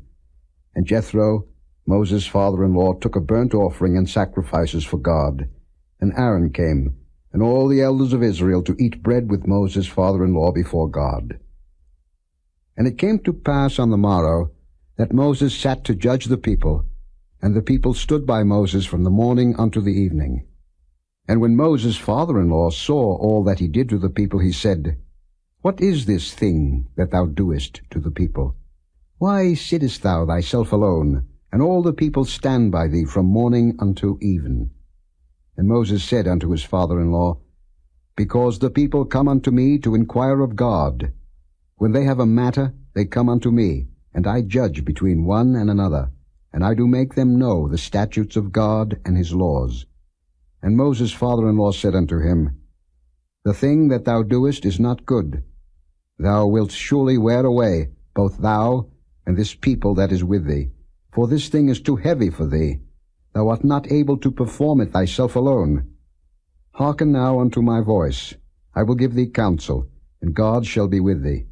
Be thou for the people to Godward, that thou mayest bring the causes unto God. And thou shalt teach them ordinances and laws, and shalt show them the way wherein they must walk, and the work that they must do. Moreover, thou shalt provide out of all the people able men, such as fear God, men of truth, hating covetousness, and place such over them to be rulers of thousands, and rulers of hundreds, rulers of fifties, and rulers of tens. And let them judge the people at all seasons. And it shall be that every great matter they shall bring unto thee, but every small matter they shall judge. So shall it be easier for thyself, and they shall bear the burden with thee. If thou shalt do this thing, and God command thee so, then thou shalt be able to endure, and all this people shall also go to their place in peace. So Moses hearkened to the voice of his father-in-law, and did all that he had said. And Moses chose able men out of all Israel, and made them heads over the people, rulers of thousands, rulers of hundreds, rulers of fifties, and rulers of tens. And they judged the people at all seasons. The hard causes they brought unto Moses, but every small matter they judged themselves. And Moses let his father-in-law depart, and he went his way into his own land. Chapter 19. In the 3rd month, when the children of Israel were gone forth out of the land of Egypt, the same day came they into the wilderness of Sinai. For they were departed from Rephidim, and were come to the desert of Sinai, and had pitched in the wilderness, and there Israel camped before the mount. And Moses went up unto God, and the Lord called unto him out of the mountain, saying, Thus shalt thou say to the house of Jacob, and tell the children of Israel, Ye have seen what I did unto the Egyptians, and how I bare you on eagle's wings, and brought you unto myself. Now therefore, if ye will obey my voice indeed, and keep my covenant, then ye shall be a peculiar treasure unto me above all people, for all the earth is mine. And ye shall be unto me a kingdom of priests, and an holy nation. These are the words which thou shalt speak unto the children of Israel. And Moses came and called for the elders of the people, and laid before their faces all these words which the Lord commanded him. And all the people answered together and said, All that the Lord hath spoken we will do. And Moses returned the words of the people unto the Lord. And the Lord said unto Moses, Lo, I come unto thee in a thick cloud, that the people may hear when I speak with thee, and believe thee forever. And Moses told the words of the people unto the Lord. And the Lord said unto Moses, Go unto the people, and sanctify them today and tomorrow, and let them wash their clothes, and be ready against the 3rd day. For the 3rd day the Lord will come down in the sight of all the people upon Mount Sinai. And thou shalt set bounds unto the people round about, saying, Take heed to yourselves, that ye go not up into the mount, or touch the border of it. Whosoever toucheth the mount shall be surely put to death. There shall not an hand touch it, but he shall surely be stoned, or shot through. Whether it be beast or man, it shall not live. When the trumpet soundeth long, they shall come up to the mount. And Moses went down from the mount unto the people, and sanctified the people, and they washed their clothes. And he said unto the people, Be ready against the third day, come not at your wives. And it came to pass on the third day in the morning, that there were thunders and lightnings, and a thick cloud upon the mount, and the voice of the trumpet exceeding loud, so that all the people that was in the camp trembled. And Moses brought forth the people out of the camp to meet with God, and they stood at the nether part of the mount. And Mount Sinai was altogether on a smoke, because the Lord descended upon it in fire, and the smoke thereof ascended as the smoke of a furnace, and the whole mount quaked greatly. And when the voice of the trumpet sounded long, and waxed louder and louder, Moses spake, and God answered him by a voice. And the Lord came down upon Mount Sinai, on the top of the mount, and the Lord called Moses up to the top of the mount, and Moses went up. And the Lord said unto Moses, Go down, charge the people, lest they break through unto the Lord to gaze, and many of them perish. And let the priests also, which come near to the Lord, sanctify themselves, lest the Lord break forth upon them. And Moses said unto the Lord, The people cannot come up to Mount Sinai, for thou chargest us, saying, Set bounds about the mount, and sanctify it. And the Lord said unto him, Away, get thee down, and thou shalt come up, thou and Aaron with thee. But let not the priests and the people break through to come up unto the Lord, lest he break forth upon them. So Moses went down unto the people, and spake unto them. Chapter 20. And God spake all these words, saying, I am the Lord thy God, which have brought thee out of the land of Egypt, out of the house of bondage. Thou shalt have no other gods before me. Thou shalt not make unto thee any graven image, or any likeness of anything that is in heaven above, or that is in the earth beneath, or that is in the water under the earth. Thou shalt not bow down thyself to them, nor serve them. For I, the Lord thy God, am a jealous God, visiting the iniquity of the fathers upon the children unto the third and fourth generation of them that hate me, and showing mercy unto thousands of them that love me, and keep my commandments.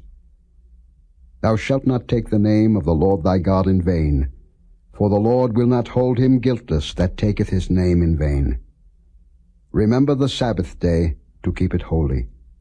6 days shalt thou labor, and do all thy work. But the seventh day is the Sabbath of the Lord thy God. In it thou shalt not do any work, thou, nor thy son, nor thy daughter, thy manservant, nor thy maidservant, nor thy cattle, nor thy stranger that is within thy gates. For in 6 days the Lord made heaven and earth, the sea, and all that in them is, and rested the seventh day. Wherefore the Lord blessed the Sabbath day, and hallowed it. Honor thy father and thy mother, that thy days may be long upon the land which the Lord thy God giveth thee. Thou shalt not kill. Thou shalt not commit adultery. Thou shalt not steal. Thou shalt not bear false witness against thy neighbor. Thou shalt not covet thy neighbor's house. Thou shalt not covet thy neighbor's wife, nor his manservant, nor his maidservant, nor his ox, nor his ass, nor anything that is thy neighbor's. And all the people saw the thunderings, and the lightnings, and the noise of the trumpet, and the mountain smoking. And when the people saw it, they removed, and stood afar off. And they said unto Moses, Speak thou with us, and we will hear. But let not God speak with us, lest we die. And Moses said unto the people, Fear not, for God is come to prove you, and that his fear may be before your faces, that ye sin not. And the people stood afar off, and Moses drew near unto the thick darkness where God was. And the Lord said unto Moses, Thus thou shalt say unto the children of Israel, Ye have seen that I have talked with you from heaven. Ye shall not make with me gods of silver, neither shall ye make unto you gods of gold. An altar of earth thou shalt make unto me, and shalt sacrifice thereon thy burnt offerings, and thy peace offerings, thy sheep, and thine oxen. In all places where I record my name, I will come unto thee, and I will bless thee. And if thou wilt make me an altar of stone, thou shalt not build it of hewn stone. For if thou lift up thy tool upon it, thou hast polluted it. Neither shalt thou go up by steps unto mine altar, that thy nakedness be not discovered thereon. Chapter 21. Now these are the judgments which thou shalt set before them. If thou buy an Hebrew servant, 6 years he shall serve, and in the 7th he shall go out free for nothing. If he came in by himself, he shall go out by himself. If he were married, then his wife shall go out with him. If his master have given him a wife, and she have borne him sons or daughters, the wife and her children shall be her master's, and he shall go out by himself. And if the servant shall plainly say, I love my master, my wife, and my children, I will not go out free, then his master shall bring him unto the judges. He shall also bring him to the door, or unto the door post, and his master shall bore his ear through with an awl, and he shall serve him forever. And if a man sell his daughter to be a maidservant, she shall not go out as the men servants do. If she please not her master, who hath betrothed her to himself, then shall he let her be redeemed. To sell her unto a strange nation he shall have no power, seeing he hath dealt deceitfully with her. And if he have betrothed her unto his son, he shall deal with her after the manner of daughters. If he take him another wife, her food, her raiment, and her duty of marriage shall he not diminish. And if he do not these 3 unto her, then shall she go out free without money. He that smiteth a man, so that he die, shall be surely put to death. And if a man lie not in wait, but God deliver him into his hand, then I will appoint thee a place whither he shall flee. But if a man come presumptuously upon his neighbor to slay him with guile, thou shalt take him from mine altar, that he may die. And he that smiteth his father or his mother shall be surely put to death. And he that stealeth a man, and selleth him, or if he be found in his hand, he shall surely be put to death. And he that curseth his father or his mother shall surely be put to death. And if men strive together, and one smite another with a stone, or with his fist, and he die not, but keepeth his bed, if he rise again, and walk abroad upon his staff, then shall he that smote him be quit. Only he shall pay for the loss of his time, and shall cause him to be thoroughly healed. And if a man smite his servant, or his maid with a rod, and he die under his hand, he shall be surely punished. Notwithstanding, if he continue a day or 2, he shall not be punished, for he is his money. If men strive, and hurt a woman with child, so that her fruit depart from her, and yet no mischief follow, he shall be surely punished, according as the woman's husband will lay upon him, and he shall pay as the judges determine.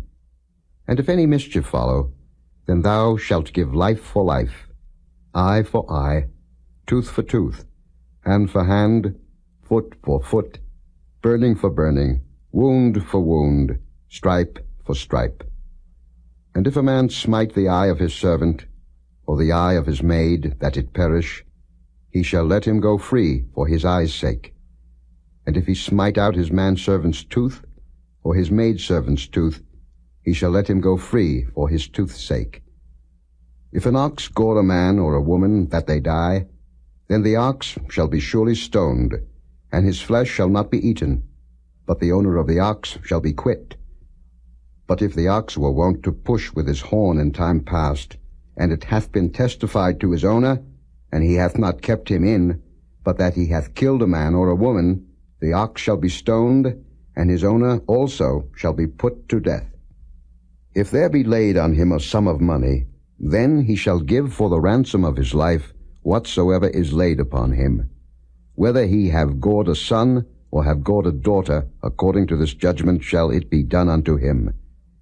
If the ox shall push a manservant or a maidservant, he shall give unto their master 30 shekels of silver, and the ox shall be stoned. And if a man shall open a pit, or if a man shall dig a pit, and not cover it, and an ox or an ass fall therein, the owner of the pit shall make it good, and give money unto the owner of them, and the dead beast shall be his. And if one man's ox hurt another's, that he die, then they shall sell the live ox, and divide the money of it, and the dead ox also they shall divide. Or if it be known that the ox hath used to push in time past, and his owner hath not kept him in, he shall surely pay ox for ox, and the dead shall be his own. Chapter 22. If a man shall steal an ox or a sheep, and kill it or sell it, he shall restore 5 oxen for an ox, and 4 sheep for a sheep. If a thief be found breaking up, and be smitten that he die, there shall no blood be shed for him. If the sun be risen upon him, there shall be blood shed for him, for he should make full restitution. If he have nothing, then he shall be sold for his theft. If the theft be certainly found in his hand alive, whether it be ox or ass or sheep, he shall restore double. If a man shall cause a field or vineyard to be eaten, and shall put in his beast, and shall feed in another man's field, of the best of his own field, and of the best of his own vineyard, shall he make restitution. If fire break out, and catch in thorns, so that the stacks of corn, or the standing corn, or the field, be consumed therewith, he that kindled the fire shall surely make restitution. If a man shall deliver unto his neighbor money or stuff to keep, and it be stolen out of the man's house, if the thief be found, let him pay double. If the thief be not found, then the master of the house shall be brought unto the judges, to see whether he have put his hand unto his neighbor's goods. For all manner of trespass, whether it be for ox, for ass, for sheep, for raiment, or for any manner of lost thing, which another challengeth to be his, the cause of both parties shall come before the judges, and whom the judges shall condemn, he shall pay double unto his neighbor. If a man deliver unto his neighbor an ass, or an ox, or a sheep, or any beast to keep, and it die, or be hurt, or driven away, no man seeing it, then shall an oath of the Lord be between them both, that he hath not put his hand unto his neighbor's goods, and the owner of it shall accept thereof, and he shall not make it good. And if it be stolen from him, he shall make restitution unto the owner thereof. If it be torn in pieces, then let him bring it for witness, and he shall not make good that which was torn. And if a man borrow aught of his neighbor, and it be hurt or die, the owner thereof being not with it, he shall surely make it good. But if the owner thereof be with it, he shall not make it good. If it be an hired thing, it came for his hire. And if a man entice a maid that is not betrothed, and lie with her, he shall surely endow her to be his wife. If her father utterly refuse to give her unto him, he shall pay money according to the dowry of virgins. Thou shalt not suffer a witch to live. Whosoever lieth with a beast shall surely be put to death. He that sacrificeth unto any god, save unto the Lord only, he shall be utterly destroyed. Thou shalt neither vex a stranger, nor oppress him, for ye were strangers in the land of Egypt. Ye shall not afflict any widow or fatherless child. If thou afflict them in any wise, and they cry at all unto me, I will surely hear their cry, and my wrath shall wax hot, and I will kill you with the sword, and your wives shall be widows, and your children fatherless. If thou lend money to any of my people that is poor by thee, thou shalt not be to him as an usurer, neither shalt thou lay upon him usury. If thou at all take thy neighbor's raiment to pledge, thou shalt deliver it unto him by that the sun goeth down. For that is his covering only, it is his raiment for his skin, wherein shall he sleep? And it shall come to pass, when he crieth unto me, that I will hear, for I am gracious.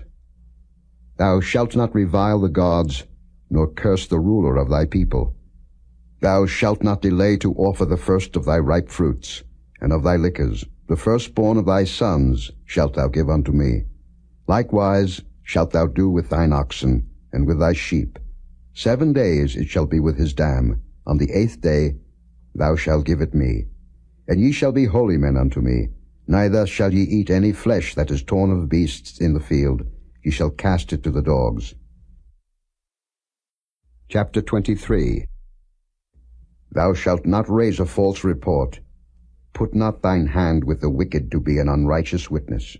Thou shalt not follow a multitude to do evil, neither shalt thou speak in a cause to decline after many to wrest judgment. Neither shalt thou countenance a poor man in his cause. If thou meet thine enemy's ox or his ass going astray, thou shalt surely bring it back to him again. If thou see the ass of him that hateth thee lying under his burden, and wouldest forbear to help him, thou shalt surely help with him. Thou shalt not wrest the judgment of thy poor in his cause. Keep thee far from a false matter, and the innocent and righteous slay thou not, for I will not justify the wicked. And thou shalt take no gift, for the gift blindeth the wise, and perverteth the words of the righteous. Also thou shalt not oppress a stranger, for ye know the heart of a stranger, seeing ye were strangers in the land of Egypt. In 6 years thou shalt sow thy land, and shalt gather in the fruits thereof. But the 7th year thou shalt let it rest and lie still, that the poor of thy people may eat. And what they leave the beasts of the field shall eat. In like manner thou shalt deal with thy vineyard and with thy oliveyard. 6 days thou shalt do thy work, and on the 7th day thou shalt rest, that thine ox and thine ass may rest, and the son of thy handmaid, and the stranger may be refreshed. And in all things that I have said unto you be circumspect, and make no mention of the name of other gods, neither let it be heard out of thy mouth. 3 times thou shalt keep a feast unto me in the year. Thou shalt keep the feast of unleavened bread. Thou shalt eat unleavened bread 7 days, as I commanded thee, in the time appointed of the month Abib. For in it thou camest out from Egypt, and none shall appear before me empty. And the feast of harvest, the first fruits of thy labors, which thou hast sown in the field, and the feast of ingathering, which is in the end of the year, when thou hast gathered in thy labors out of the field. 3 times in the year all thy males shall appear before the Lord God. Thou shalt not offer the blood of my sacrifice with leavened bread, neither shall the fat of my sacrifice remain until the morning. The first of the first fruits of thy land thou shalt bring into the house of the Lord thy God. Thou shalt not seethe a kid in his mother's milk. Behold, I send an angel before thee, to keep thee in the way, and to bring thee into the place which I have prepared. Beware of him, and obey his voice. Provoke him not, for he will not pardon your transgressions, for my name is in him. But if thou shalt indeed obey his voice, and do all that I speak, then I will be an enemy unto thine enemies, and an adversary unto thine adversaries. For mine angel shall go before thee, and bring thee in unto the Amorites, and the Hittites, and the Perizzites, and the Canaanites, and the Hivites, and the Jebusites, and I will cut them off. Thou shalt not bow down to their gods, nor serve them, nor do after their works, but thou shalt utterly overthrow them, and quite break down their images. And ye shall serve the Lord your God, and he shall bless thy bread and thy water, and I will take sickness away from the midst of thee. There shall nothing cast their young, nor be barren in thy land. The number of thy days I will fulfill. I will send my fear before thee, and will destroy all the people to whom thou shalt come, and I will make all thine enemies turn their backs unto thee. And I will send hornets before thee, which shall drive out the Hivite, the Canaanite, and the Hittite from before thee. I will not drive them out from before thee in 1 year, lest the land become desolate, and the beast of the field multiply against thee. By little and little I will drive them out from before thee, until thou be increased, and inherit the land. And I will set thy bounds from the Red Sea even unto the sea of the Philistines, and from the desert unto the river. For I will deliver the inhabitants of the land into your hand, and thou shalt drive them out before thee. Thou shalt make no covenant with them, nor with their gods. They shall not dwell in thy land, lest they make thee sin against me. For if thou serve their gods, it will surely be a snare unto thee. Chapter 24. And he said unto Moses, Come up unto the Lord, thou, and Aaron, Nadab, and Abihu, and 70 of the elders of Israel, and worship ye afar off. And Moses alone shall come near the Lord, but they shall not come nigh, neither shall the people go up with him. And Moses came and told the people all the words of the Lord, and all the judgments. And all the people answered with one voice, and said, All the words which the Lord hath said will we do. And Moses wrote all the words of the Lord, and rose up early in the morning, and builded an altar under the hill, and 12 pillars, according to the 12 tribes of Israel. And he sent young men of the children of Israel, which offered burnt offerings, and sacrificed peace offerings of oxen unto the Lord. And Moses took half of the blood, and put it in basins, and half of the blood he sprinkled on the altar. And he took the book of the covenant, and read in the audience of the people, and they said, All that the Lord hath said will we do, and be obedient. And Moses took the blood, and sprinkled it on the people, and said, Behold the blood of the covenant, which the Lord hath made with you concerning all these words. Then went up Moses and Aaron, Nadab, and Abihu, and 70 of the elders of Israel, and they saw the God of Israel, and there was under his feet as it were a paved work of a sapphire stone, and as it were the body of heaven in his clearness. And upon the nobles of the children of Israel he laid not his hand. Also they saw God, and did eat and drink. And the Lord said unto Moses, Come up to me into the mount, and be there. And I will give thee tables of stone, and a law, and commandments which I have written, that thou mayest teach them. And Moses rose up, and his minister Joshua, and Moses went up into the mount of God. And he said unto the elders, Tarry ye here for us, until we come again unto you. And behold, Aaron and Hur are with you. If any man have any matters to do, let him come unto them. And Moses went up into the mount, and a cloud covered the mount. And the glory of the Lord abode upon Mount Sinai, and the cloud covered it 6 days. And the 7th day he called unto Moses out of the midst of the cloud. And the sight of the glory of the Lord was like devouring fire on the top of the mount in the eyes of the children of Israel. And Moses went into the midst of the cloud, and gat him up into the mount, and Moses was in the mount 40 days and 40 nights. Chapter 25.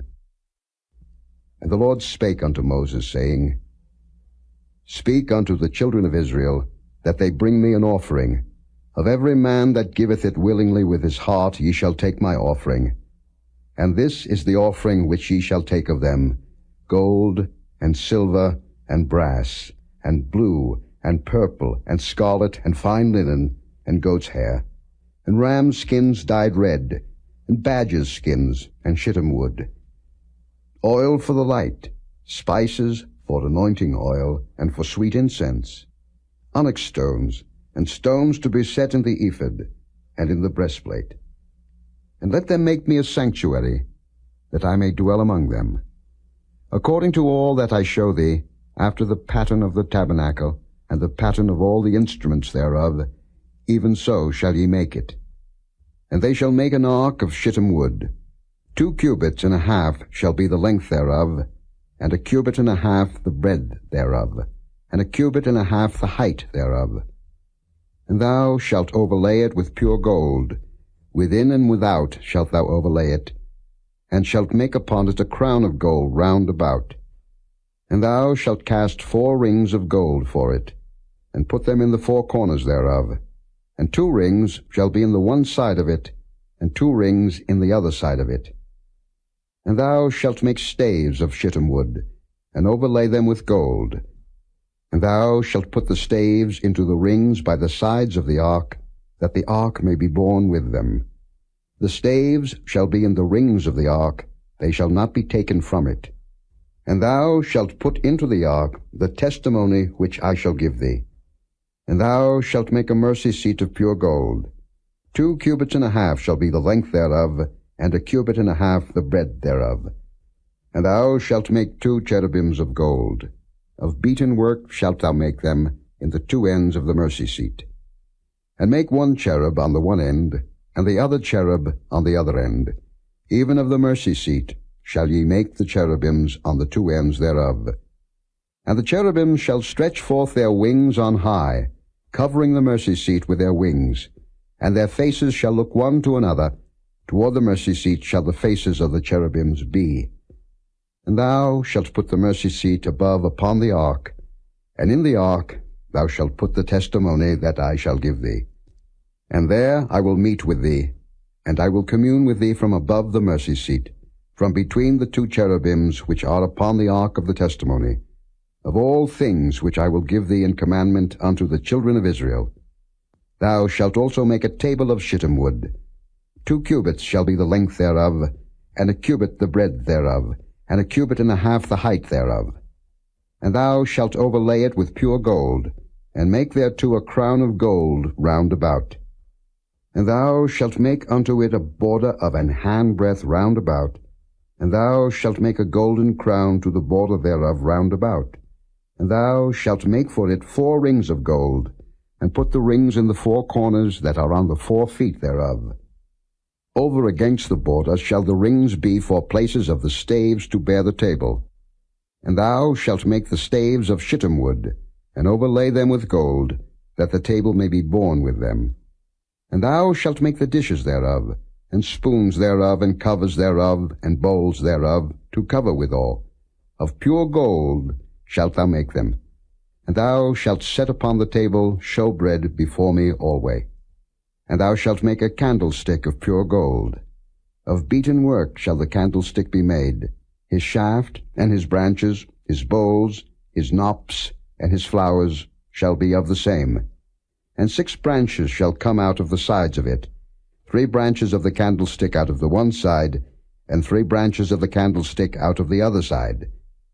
3 bowls made like unto almonds, with a knop and a flower in one branch, and 3 bowls made like almonds in the other branch, with a knop and a flower, so in the 6 branches that come out of the candlestick. And in the candlestick shall be 4 bowls, made like unto almonds, with their knops and their flowers. And there shall be a knop under 2 branches of the same, and a knop under 2 branches of the same, and a knop under 2 branches of the same, according to the 6 branches that proceed out of the candlestick. Their knops and their branches shall be of the same. All it shall be one beaten work of pure gold. And thou shalt make the 7 lamps thereof, and they shall light the lamps thereof, that they may give light over against it. And the tongues thereof, and the snuff dishes thereof, shall be of pure gold. Of a talent of pure gold shall he make it, with all these vessels. And look that thou make them after their pattern, which was showed thee in the mount.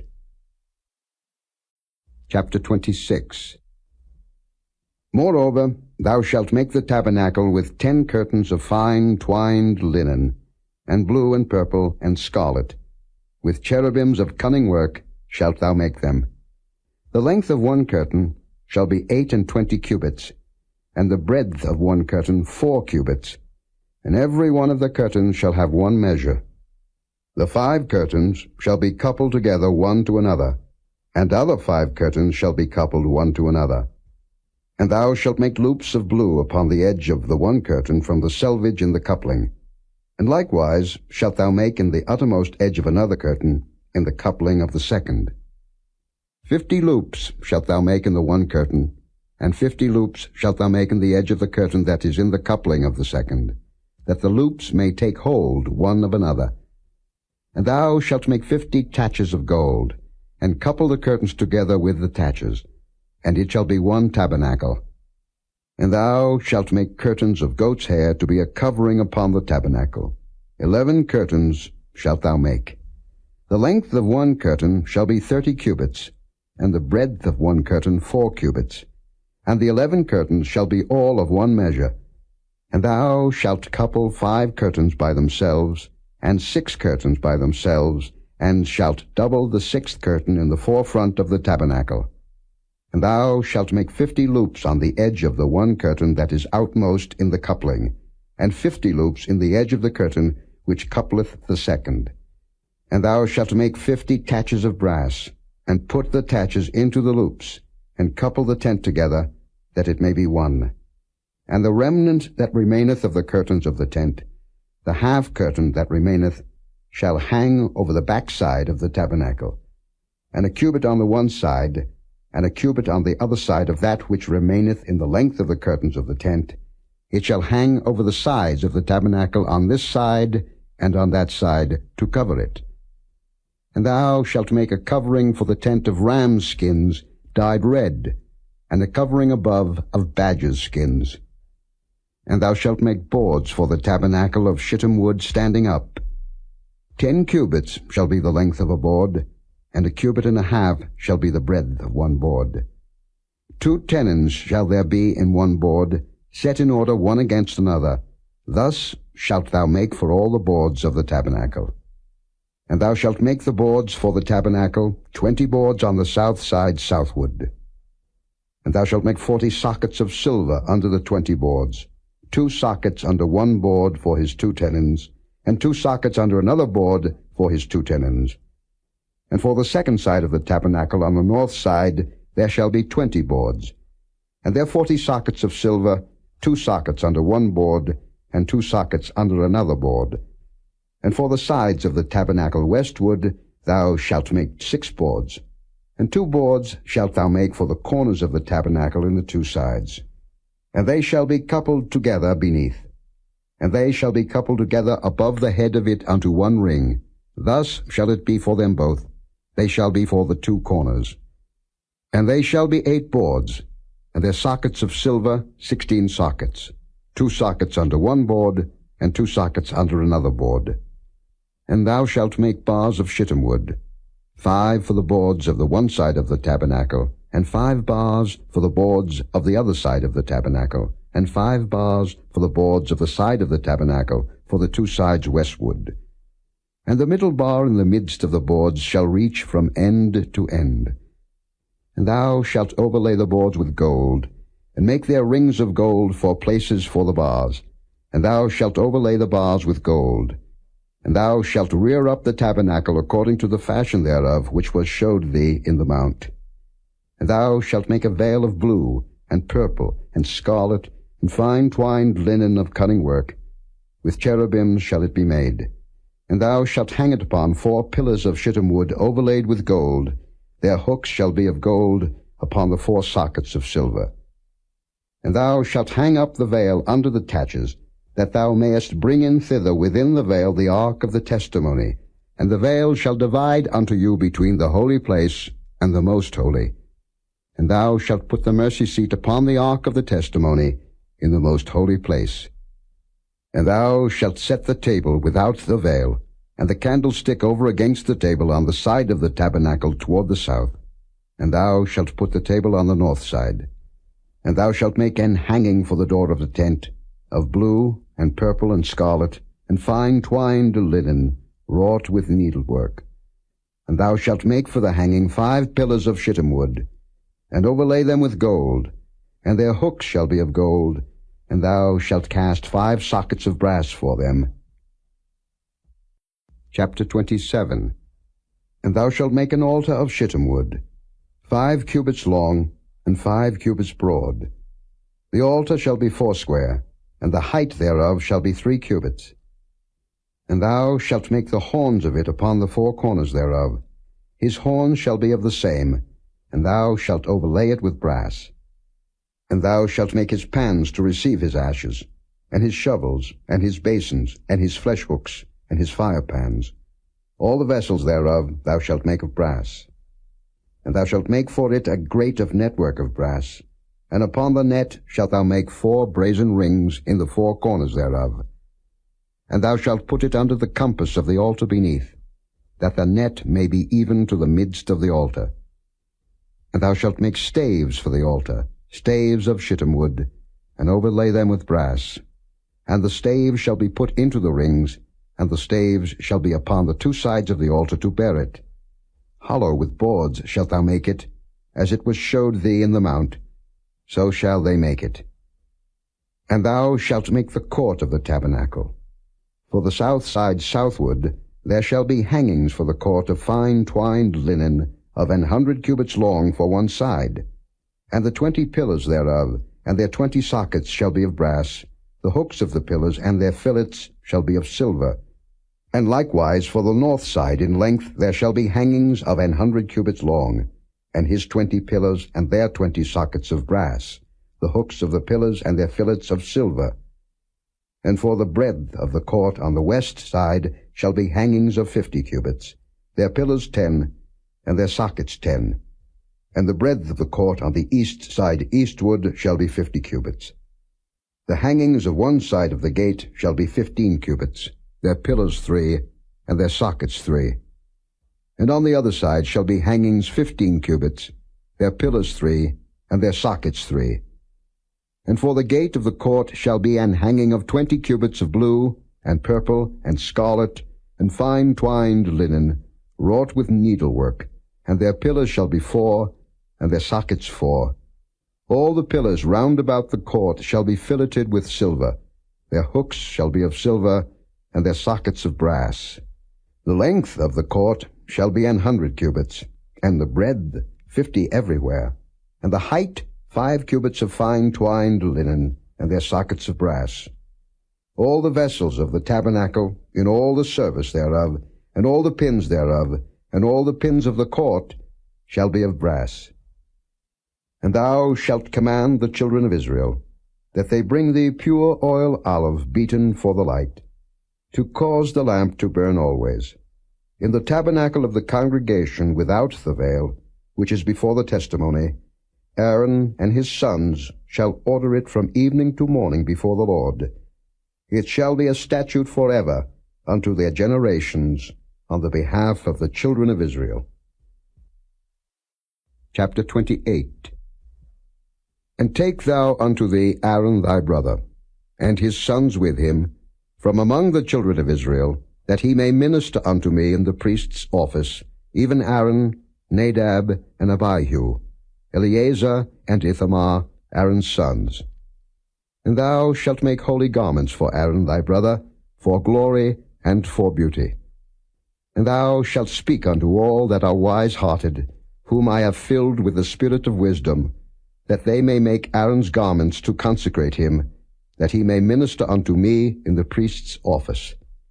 And these are the garments which they shall make: a breastplate, and an ephod, and a robe, and a broidered coat, a mitre, and a girdle. And they shall make holy garments for Aaron thy brother and his sons, that he may minister unto me in the priest's office. And they shall take gold, and blue, and purple, and scarlet, and fine linen. And they shall make the ephod of gold, of blue, and of purple, of scarlet, and fine twined linen with cunning work. It shall have the 2 shoulder pieces thereof, joined at the 2 edges thereof, and so it shall be joined together. And the curious girdle of the ephod, which is upon it, shall be of the same, according to the work thereof, even of gold, of blue, and purple, and scarlet, and fine twined linen. And thou shalt take 2 onyx stones, and grave on them the names of the children of Israel, 6 of their names on one stone, and the other 6 names of the rest on the other stone, according to their birth. With the work of an engraver in stone, like the engravings of a signet, shalt thou engrave the 2 stones with the names of the children of Israel. Thou shalt make them to be set in ouches of gold. And thou shalt put the 2 stones upon the shoulders of the ephod for stones of memorial unto the children of Israel. And Aaron shall bear their names before the Lord upon his 2 shoulders for a memorial.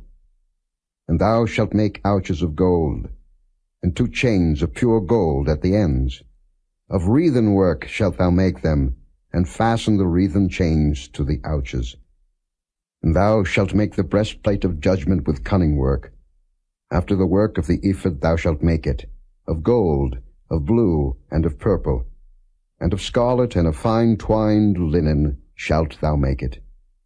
4 square it shall be, being doubled. A span shall be the length thereof, and a span shall be the breadth thereof.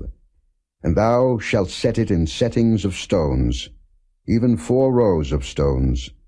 The first row shall be a sardius, a topaz, and a carbuncle. This shall be the first row. And the second row shall be an emerald, a sapphire, and a diamond. And the third row a ligure, an agate, and an amethyst. And the fourth row a beryl, and an onyx, and a jasper. They shall be set in gold in their enclosings.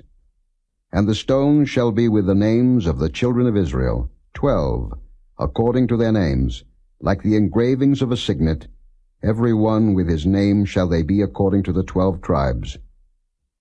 And thou shalt make upon the breastplate chains at the ends of wreathen work of pure gold. And thou shalt make upon the breastplate 2 rings of gold, and shalt put the 2 rings on the 2 ends of the breastplate. And thou shalt put the 2 wreathen chains of gold in the 2 rings which are on the ends of the breastplate. And the other 2 ends of the 2 wreathen chains thou shalt fasten in the 2 ouches, and put them on the shoulder pieces of the ephod before it. And thou shalt make 2 rings of gold, and thou shalt put them upon the 2 ends of the breastplate in the border thereof, which is in the side of the ephod inward. And 2 other rings of gold thou shalt make, and shalt put them on the 2 sides of the ephod underneath, toward the forepart thereof, over against the other coupling thereof, above the curious girdle of the ephod. And they shall bind the breastplate by the rings thereof unto the rings of the ephod with a lace of blue, that it may be above the curious girdle of the ephod, and that the breastplate be not loosed from the ephod. And Aaron shall bear the names of the children of Israel in the breastplate of judgment upon his heart, when he goeth in unto the holy place, for a memorial before the Lord continually. And thou shalt put in the breastplate of judgment the Urim and the Thummim, and they shall be upon Aaron's heart, when he goeth in before the Lord. And Aaron shall bear the judgment of the children of Israel upon his heart before the Lord continually. And thou shalt make the robe of the ephod all of blue. And there shall be an hole in the top of it, in the midst thereof. It shall have a binding of woven work round about the whole of it, as it were the hole of an habergeon, that it be not rent. And beneath upon the hem of it thou shalt make pomegranates of blue, and of purple, and of scarlet, round about the hem thereof, and bells of gold between them round about, a golden bell and a pomegranate, a golden bell and a pomegranate upon the hem of the robe round about. And it shall be upon Aaron to minister, and his sound shall be heard when he goeth in unto the holy place before the Lord, and when he cometh out, that he die not. And thou shalt make a plate of pure gold, engrave upon it, like the engravings of a signet, Holiness to the Lord. And thou shalt put it on a blue lace, that it may be upon the mitre, upon the forefront of the mitre it shall be. And it shall be upon Aaron's forehead, that Aaron may bear the iniquity of the holy things, which the children of Israel shall hallow in all their holy gifts. And it shall be always upon his forehead, that they may be accepted before the Lord. And thou shalt embroider the coat of fine linen, and thou shalt make the mitre of fine linen, and thou shalt make the girdle of needlework. And for Aaron's sons thou shalt make coats, and thou shalt make for them girdles, and bonnets shalt thou make for them, for glory and for beauty. And thou shalt put them upon Aaron thy brother, and his sons with him, and shalt anoint them, and consecrate them, and sanctify them, that they may minister unto me in the priest's office. And thou shalt make them linen breeches to cover their nakedness, from the loins even unto the thighs they shall reach. And they shall be upon Aaron and upon his sons, when they come in unto the tabernacle of the congregation, or when they come near unto the altar to minister in the holy place, that they bear not iniquity and die. It shall be a statute forever unto him and his seed after him. Chapter 29. And this is the thing that thou shalt do unto them to hallow them, to minister unto me in the priest's office. Take 1 young bullock, and 2 rams without blemish, and unleavened bread, and cakes unleavened, tempered with oil, and wafers unleavened, anointed with oil, of wheaten flour shalt thou make them. And thou shalt put them into 1 basket, and bring them in the basket, with the bullock and the 2 rams. And Aaron and his sons thou shalt bring unto the door of the tabernacle of the congregation, and shalt wash them with water. And thou shalt take the garments, and put upon Aaron the coat, and the robe of the ephod, and the breastplate, and gird him with the curious girdle of the ephod. And thou shalt put the mitre upon his head, and put the holy crown upon the mitre. Then shalt thou take the anointing oil, and pour it upon his head, and anoint him. And thou shalt bring his sons, and put coats upon them. And thou shalt gird them with girdles, Aaron and his sons, and put the bonnets on them, and the priest's office shall be theirs for a perpetual statute. And thou shalt consecrate Aaron and his sons. And thou shalt cause a bullock to be brought before the tabernacle of the congregation, and Aaron and his sons shall put their hands upon the head of the bullock. And thou shalt kill the bullock before the Lord, by the door of the tabernacle of the congregation. And thou shalt take of the blood of the bullock, and put it upon the horns of the altar with thy finger, and pour all the blood beside the bottom of the altar.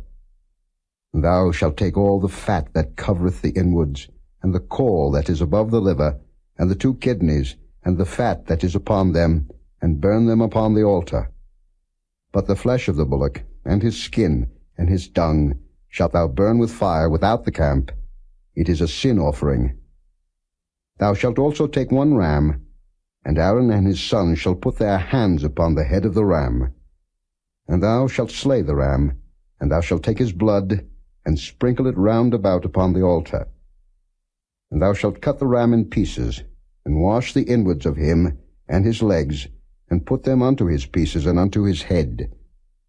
And thou shalt burn the whole ram upon the altar. It is a burnt offering unto the Lord. It is a sweet savour, an offering made by fire unto the Lord. And thou shalt take the other ram, and Aaron and his sons shall put their hands upon the head of the ram. Then shalt thou kill the ram, and take of his blood, and put it upon the tip of the right ear of Aaron, and upon the tip of the right ear of his sons, and upon the thumb of their right hand, and upon the great toe of their right foot, and sprinkle the blood upon the altar round about. And thou shalt take of the blood that is upon the altar, and of the anointing oil, and sprinkle it upon Aaron, and upon his garments, and upon his sons, and upon the garments of his sons with him, and he shall be hallowed, and his garments, and his sons' garments with him. Also thou shalt take of the ram the fat and the rump, and the fat that covereth the inwards, and the caul above the liver, and the 2 kidneys, and the fat that is upon them, and the right shoulder, for it is a ram of consecration, and 1 loaf of bread, and 1 cake of oiled bread, and 1 wafer out of the basket of the unleavened bread that is before the Lord. And thou shalt put all in the hands of Aaron, and in the hands of his sons, and shalt wave them for a wave offering before the Lord. And thou shalt receive them of their hands, and burn them upon the altar for a burnt offering, for a sweet savour before the Lord. It is an offering made by fire unto the Lord. And thou shalt take the breast of the ram of Aaron's consecration, and wave it for a wave offering before the Lord, and it shall be thy part. And thou shalt sanctify the breast of the wave offering, and the shoulder of the heave offering, which is waved, and which is heaved up, of the ram of the consecration, even of that which is for Aaron, and of that which is for his sons. And it shall be Aaron's and his sons by a statute for ever from the children of Israel. For it is an heave offering, and it shall be an heave offering from the children of Israel of the sacrifice of their peace offerings, even their heave offering unto the Lord. And the holy garments of Aaron shall be his sons after him, to be anointed therein, and to be consecrated in them. And that son that is priest in his stead shall put them on 7 days, when he cometh into the tabernacle of the congregation to minister in the holy place. And thou shalt take the ram of the consecration, and seethe his flesh in the holy place. And Aaron and his sons shall eat the flesh of the ram, and the bread that is in the basket, by the door of the tabernacle of the congregation. And they shall eat those things wherewith the atonement was made, to consecrate and to sanctify them, but a stranger shall not eat thereof, because they are holy. And if aught of the flesh of the consecrations or of the bread remain unto the morning, then thou shalt burn the remainder with fire. It shall not be eaten, because it is holy. And thus shalt thou do unto Aaron and to his sons, according to all things which I have commanded thee. 7 days shalt thou consecrate them. And thou shalt offer every day a bullock for a sin offering for atonement. And thou shalt cleanse the altar when thou hast made an atonement for it, and thou shalt anoint it to sanctify it. 7 days thou shalt make an atonement for the altar, and sanctify it. And it shall be an altar most holy. Whatsoever toucheth the altar shall be holy. Now this is that which thou shalt offer upon the altar: 2 lambs of the first year, day by day continually. The one lamb thou shalt offer in the morning, and the other lamb thou shalt offer at even. And with the one lamb 1/10 deal of flour mingled with the 4th part of an hin of beaten oil, and the 4th part of an hin of wine for a drink offering. And the other lamb thou shalt offer at even, and shalt do thereto according to the meat offering of the morning, and according to the drink offering thereof, for a sweet savour, an offering made by fire unto the Lord. This shall be a continual burnt offering throughout your generations at the door of the tabernacle of the congregation before the Lord, where I will meet you, to speak there unto thee. And there I will meet with the children of Israel, and the tabernacle shall be sanctified by my glory. And I will sanctify the tabernacle of the congregation and the altar. I will sanctify also both Aaron and his sons to minister to me in the priest's office. And I will dwell among the children of Israel, and will be their God. And they shall know that I am the Lord their God, that brought them forth out of the land of Egypt, that I may dwell among them. I am the Lord their God. Chapter 30. And thou shalt make an altar to burn incense upon. Of shittim wood shalt thou make it. 1 cubit shall be the length thereof, and 1 cubit the breadth thereof. 4 square shall it be, and 2 cubits shall be the height thereof. The horns thereof shall be of the same. And thou shalt overlay it with pure gold, the top thereof, and the sides thereof round about, and the horns thereof, and thou shalt make unto it a crown of gold round about. And 2 golden rings shalt thou make to it under the crown of it, by the 2 corners thereof. Upon the 2 sides of it shalt thou make it, and they shall be for places for the staves to bear it withal. And thou shalt make the staves of shittim wood, and overlay them with gold. And thou shalt put it before the veil that is by the ark of the testimony, before the mercy seat that is over the testimony, where I will meet with thee. And Aaron shall burn thereon sweet incense every morning. When he dresseth the lamps, he shall burn incense upon it. And when Aaron lighteth the lamps at even, he shall burn incense upon it, a perpetual incense before the Lord throughout your generations. Ye shall offer no strange incense thereon, nor burnt sacrifice, nor meat offering, neither shall ye pour drink offering thereon. And Aaron shall make an atonement upon the horns of it once in a year, with the blood of the sin offering of atonements. Once in the year shall he make atonement upon it throughout your generations. It is most holy unto the Lord. And the Lord spake unto Moses, saying, When thou takest the sum of the children of Israel after their number, then shall they give every man a ransom for his soul unto the Lord, when thou numberest them, that there be no plague among them, when thou numberest them. This they shall give, every one that passeth among them that are numbered, 1/2 shekel after the shekel of the sanctuary. A shekel is 20 gerahs, and 1/2 shekel shall be the offering of the Lord. Every one that passeth among them that are numbered, from 20 years old and above, shall give an offering unto the Lord. The rich shall not give more, and the poor shall not give less than 1/2 shekel, when they give an offering unto the Lord, to make an atonement for your souls. And thou shalt take the atonement money of the children of Israel, and shalt appoint it for the service of the tabernacle of the congregation, that it may be a memorial unto the children of Israel before the Lord, to make an atonement for your souls. And the Lord spake unto Moses, saying, Thou shalt also make a laver of brass, and his foot also of brass, to wash withal.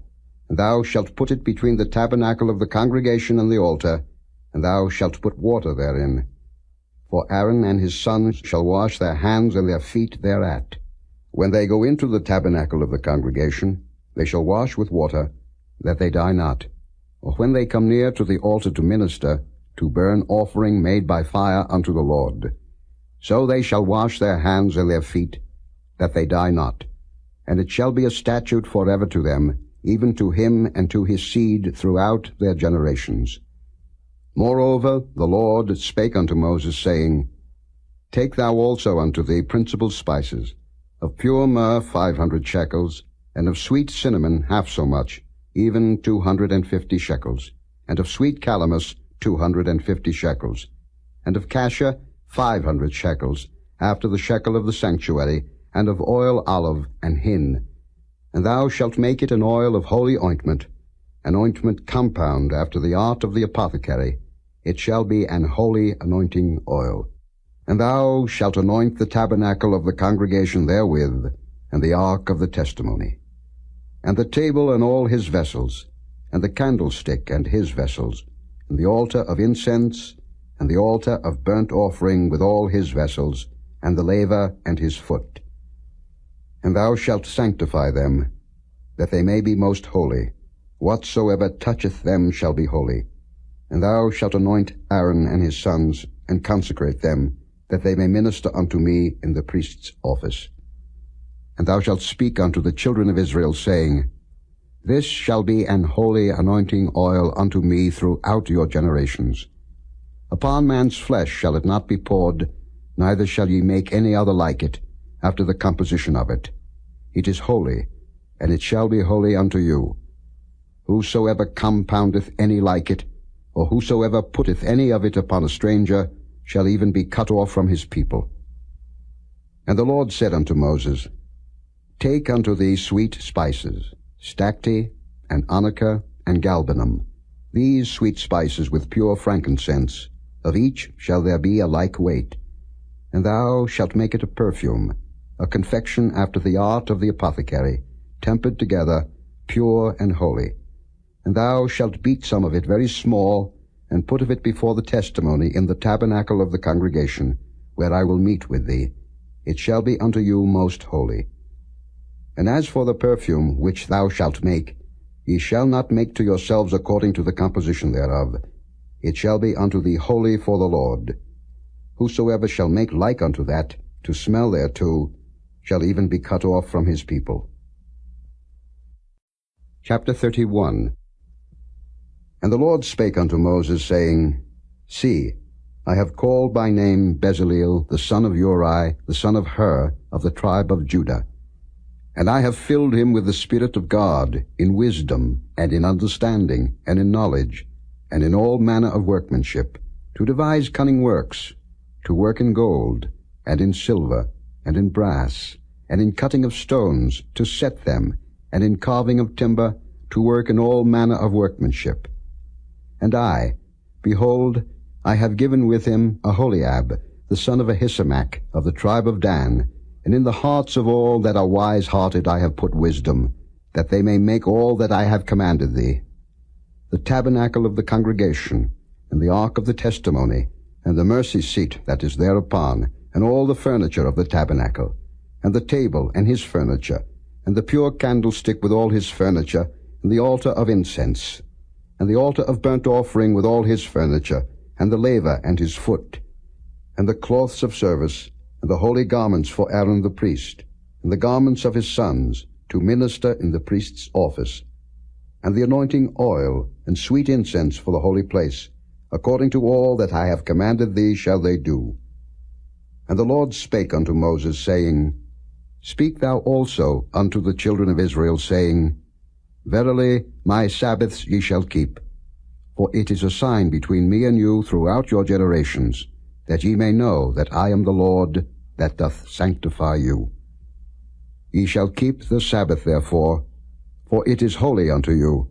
Every one that defileth it shall surely be put to death. For whosoever doeth any work therein, that soul shall be cut off from among his people. 6 days may work be done, but in the 7th is the Sabbath of rest, holy to the Lord. Whosoever doeth any work in the Sabbath day, he shall surely be put to death. Wherefore the children of Israel shall keep the Sabbath, to observe the Sabbath throughout their generations, for a perpetual covenant. It is a sign between me and the children of Israel forever. For in 6 days the Lord made heaven and earth, and on the 7th day he rested, and was refreshed. And he gave unto Moses, when he had made an end of communing with him upon Mount Sinai, 2 tables of testimony, tables of stone, written with the finger of God. Chapter 32. And when the people saw that Moses delayed to come down out of the mount, the people gathered themselves together unto Aaron, and said unto him, Up, make us gods, which shall go before us. For as for this Moses, the man that brought us up out of the land of Egypt, we wot not what is become of him. And Aaron said unto them, Break off the golden earrings, which are in the ears of your wives, of your sons, and of your daughters, and bring them unto me. And all the people brake off the golden earrings which were in their ears, and brought them unto Aaron. And he received them at their hand, and fashioned it with a graving tool, after he had made it a molten calf. And they said, These be thy gods, O Israel, which brought thee up out of the land of Egypt. And when Aaron saw it, he built an altar before it. And Aaron made proclamation and said, Tomorrow is a feast to the Lord. And they rose up early on the morrow, and offered burnt offerings, and brought peace offerings. And the people sat down to eat and to drink, and rose up to play. And the Lord said unto Moses, Go, get thee down, for thy people, which thou broughtest out of the land of Egypt, have corrupted themselves. They have turned aside quickly out of the way which I commanded them. They have made them a molten calf, and have worshipped it, and have sacrificed thereunto, and said, These be thy gods, O Israel, which have brought thee up out of the land of Egypt. And the Lord said unto Moses, I have seen this people, and behold, it is a stiff-necked people. Now therefore let me alone, that my wrath may wax hot against them, and that I may consume them, and I will make of thee a great nation. And Moses besought the Lord his God, and said, Lord, why doth thy wrath wax hot against thy people, which thou hast brought forth out of the land of Egypt with great power and with a mighty hand? Wherefore should the Egyptians speak and say, For mischief did he bring them out, to slay them in the mountains, and to consume them from the face of the earth? Turn from thy fierce wrath, and repent of this evil against thy people.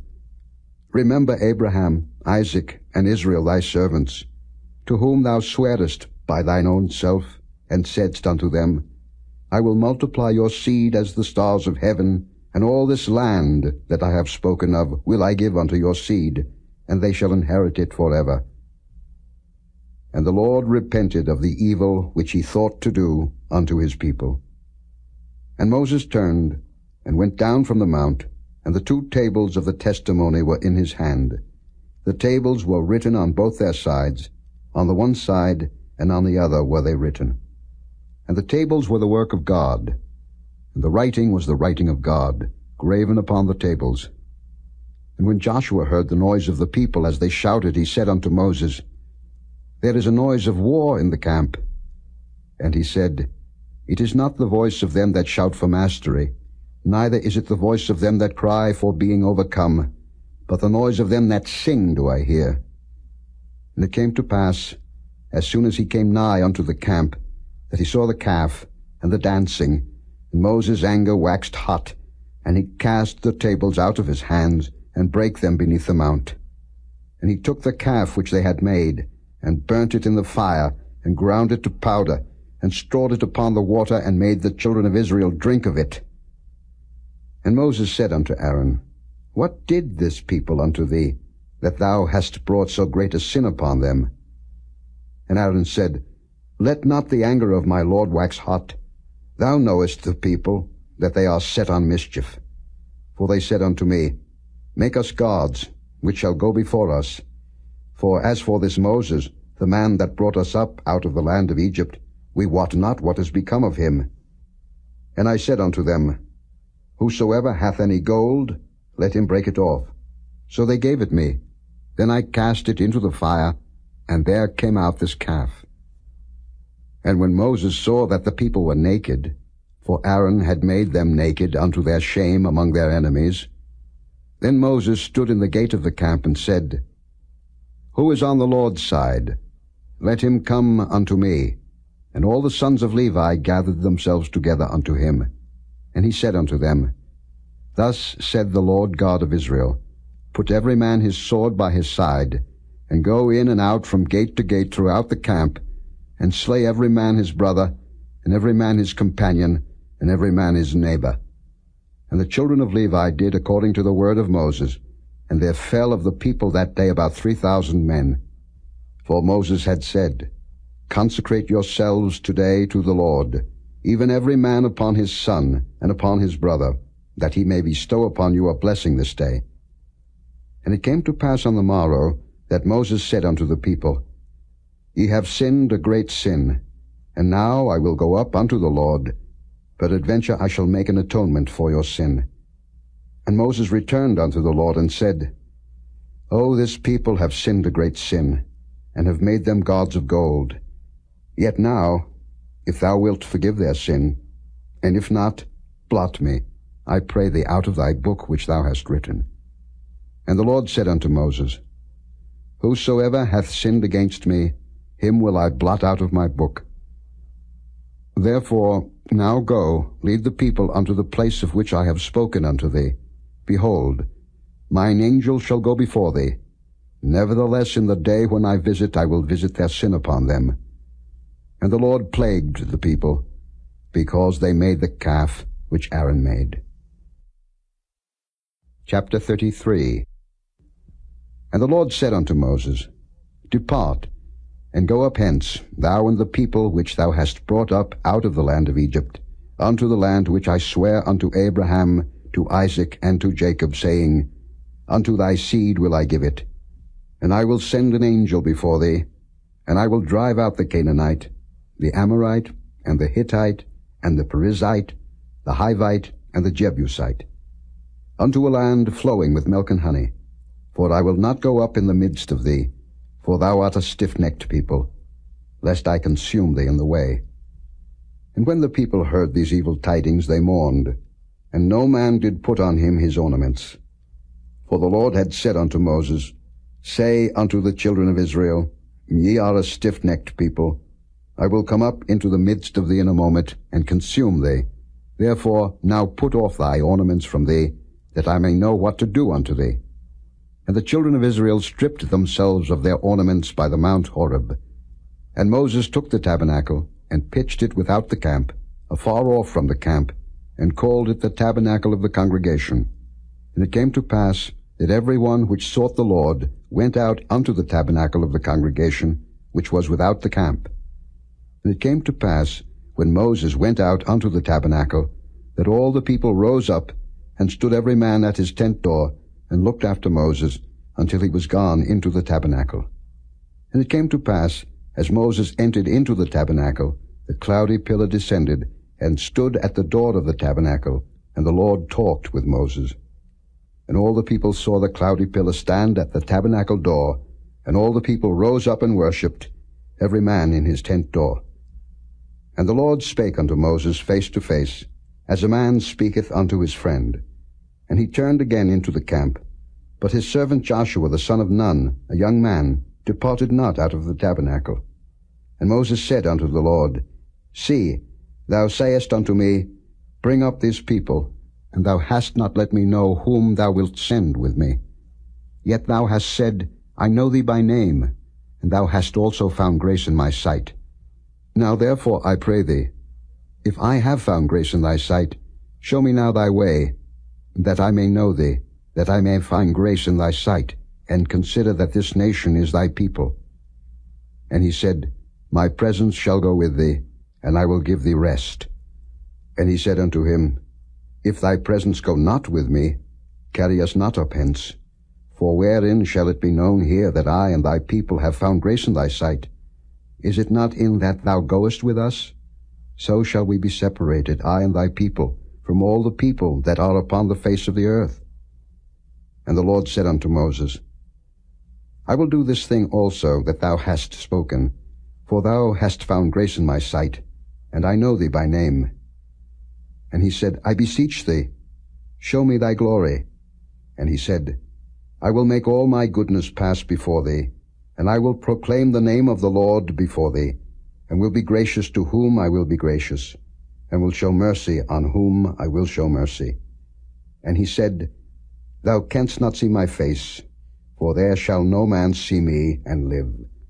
And the Lord said, Behold, there is a place by me, and thou shalt stand upon a rock. And it shall come to pass, while my glory passeth by, that I will put thee in a cleft of the rock, and will cover thee with my hand while I pass by. And I will take away mine hand, and thou shalt see my back parts, but my face shall not be seen. Chapter 34. And the Lord said unto Moses, Hew thee 2 tables of stone like unto the first, and I will write upon these tables the words that were in the first tables, which thou breakest. And be ready in the morning, and come up in the morning unto Mount Sinai, and present thyself there to me in the top of the mount. And no man shall come up with thee, neither let any man be seen throughout all the mount, neither let the flocks nor herds feed before that mount. And he hewed 2 tables of stone like unto the first. And Moses rose up early in the morning, and went up unto Mount Sinai, as the Lord had commanded him, and took in his hand the 2 tables of stone. And the Lord descended in the cloud, and stood with him there, and proclaimed the name of the Lord. And the Lord passed by before him, and proclaimed, the Lord God, merciful and gracious, long-suffering, and abundant in goodness and truth, keeping mercy for thousands, forgiving iniquity and transgression and sin, and that will by no means clear the guilty, visiting the iniquity of the fathers upon the children, and upon the children's children, unto the 3rd and to the 4th generation. And Moses made haste, and bowed his head toward the earth, and worshipped. And he said, If now I have found grace in thy sight, O Lord, let my Lord, I pray thee, go among us, for it is a stiff-necked people, and pardon our iniquity and our sin, and take us for thine inheritance. And he said, Behold, I make a covenant. Before all thy people I will do marvels, such as have not been done in all the earth, nor in any nation, and all the people among which thou art shall see the work of the Lord, for it is a terrible thing that I will do with thee. Observe thou that which I command thee this day. Behold, I drive out before thee the Amorite, and the Canaanite, and the Hittite, and the Perizzite, and the Hivite, and the Jebusite. Take heed to thyself, lest thou make a covenant with the inhabitants of the land whither thou goest, lest it be for a snare in the midst of thee. But ye shall destroy their altars, break their images, and cut down their groves. For thou shalt worship no other God, for the Lord, whose name is jealous, is a jealous God. Lest thou make a covenant with the inhabitants of the land, and they go a-whoring after their gods, and do sacrifice unto their gods, and one call thee, and thou eat of his sacrifice, and thou take of their daughters unto thy sons, and their daughters go a-whoring after their gods, and make thy sons go a-whoring after their gods. Thou shalt make thee no molten gods. The feast of unleavened bread shalt thou keep. 7 days thou shalt eat unleavened bread, as I commanded thee, in the time of the month Abib. For in the month Abib thou camest out from Egypt. All that openeth the matrix is mine, and every firstling among thy cattle, whether ox or sheep, that is male. But the firstling of an ass thou shalt redeem with a lamb, and if thou redeem him not, then shalt thou break his neck. All the firstborn of thy sons thou shalt redeem, and none shall appear before me empty. 6 days thou shalt work, but on the 7th day thou shalt rest. In earing time and in harvest thou shalt rest. And thou shalt observe the feast of weeks, of the first fruits of wheat harvest, and the feast of ingathering at the year's end. Thrice in the year shall all your men children appear before the Lord God, the God of Israel. For I will cast out the nations before thee, and enlarge thy borders. Neither shall any man desire thy land, when thou shalt go up to appear before the Lord thy God thrice in the year. Thou shalt not offer the blood of my sacrifice with leaven, neither shall the sacrifice of the feast of the Passover be left unto the morning. The first of the first fruits of thy land thou shalt bring unto the house of the Lord thy God. Thou shalt not see the kid in his mother's milk. And the Lord said unto Moses, Write thou these words, for after the tenor of these words I have made a covenant with thee and with Israel.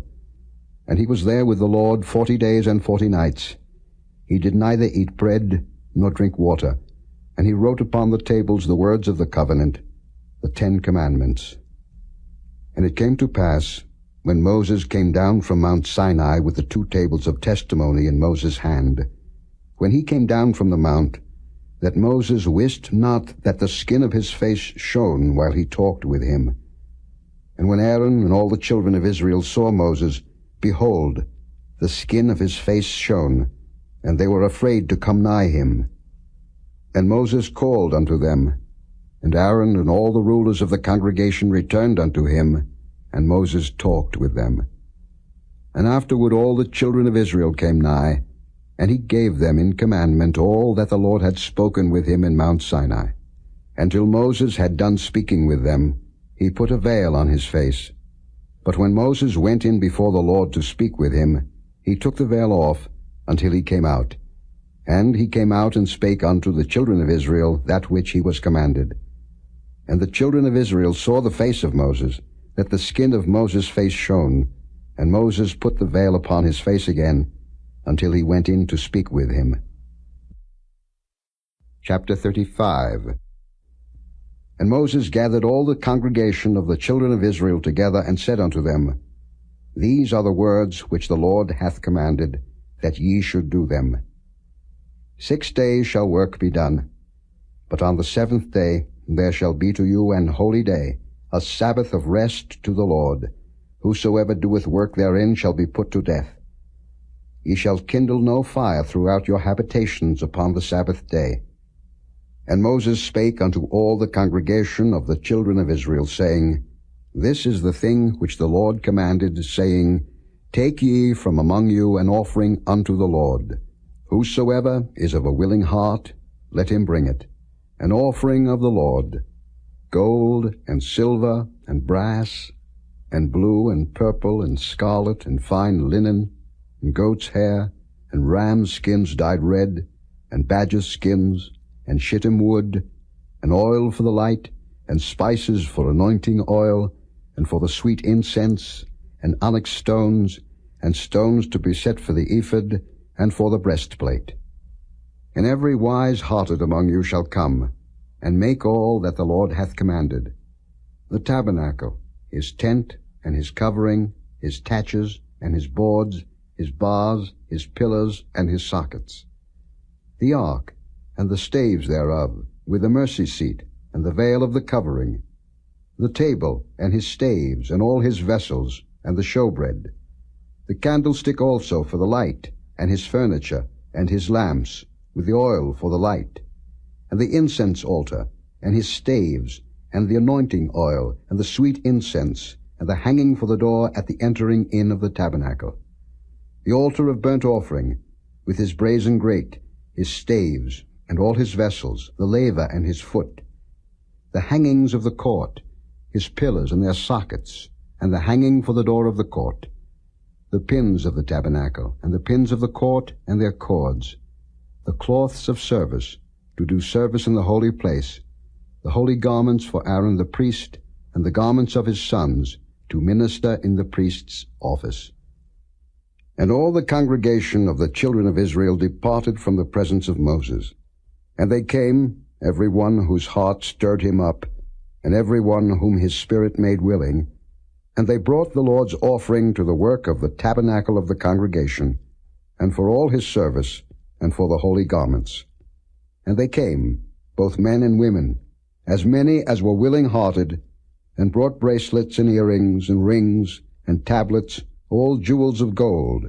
And every man that offered an offering of gold unto the Lord.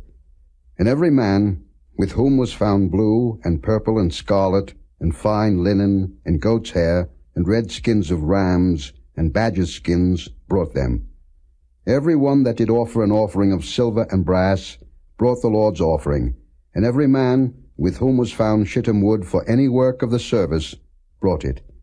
And all the women that were wise-hearted did spin with their hands, and brought that which they had spun, both of blue, and of purple, and of scarlet, and of fine linen. And all the women whose hearts stirred them up in wisdom spun goat's hair. And the rulers brought onyx stones, and stones to be set for the ephod, and for the breastplate, and spice, and oil for the light, and for the anointing oil, and for the sweet incense. The children of Israel brought a willing offering unto the Lord, every man and woman, whose heart made them willing to bring for all manner of work, which the Lord had commanded to be made by the hand of Moses.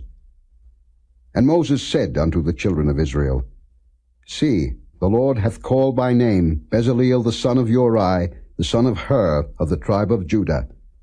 And he hath filled him with the Spirit of God, in wisdom, in understanding, and in knowledge, and in all manner of workmanship, and to devise curious works, to work in gold, and in silver, and in brass, and in the cutting of stones, to set them, and in carving of wood, to make any manner of cunning work.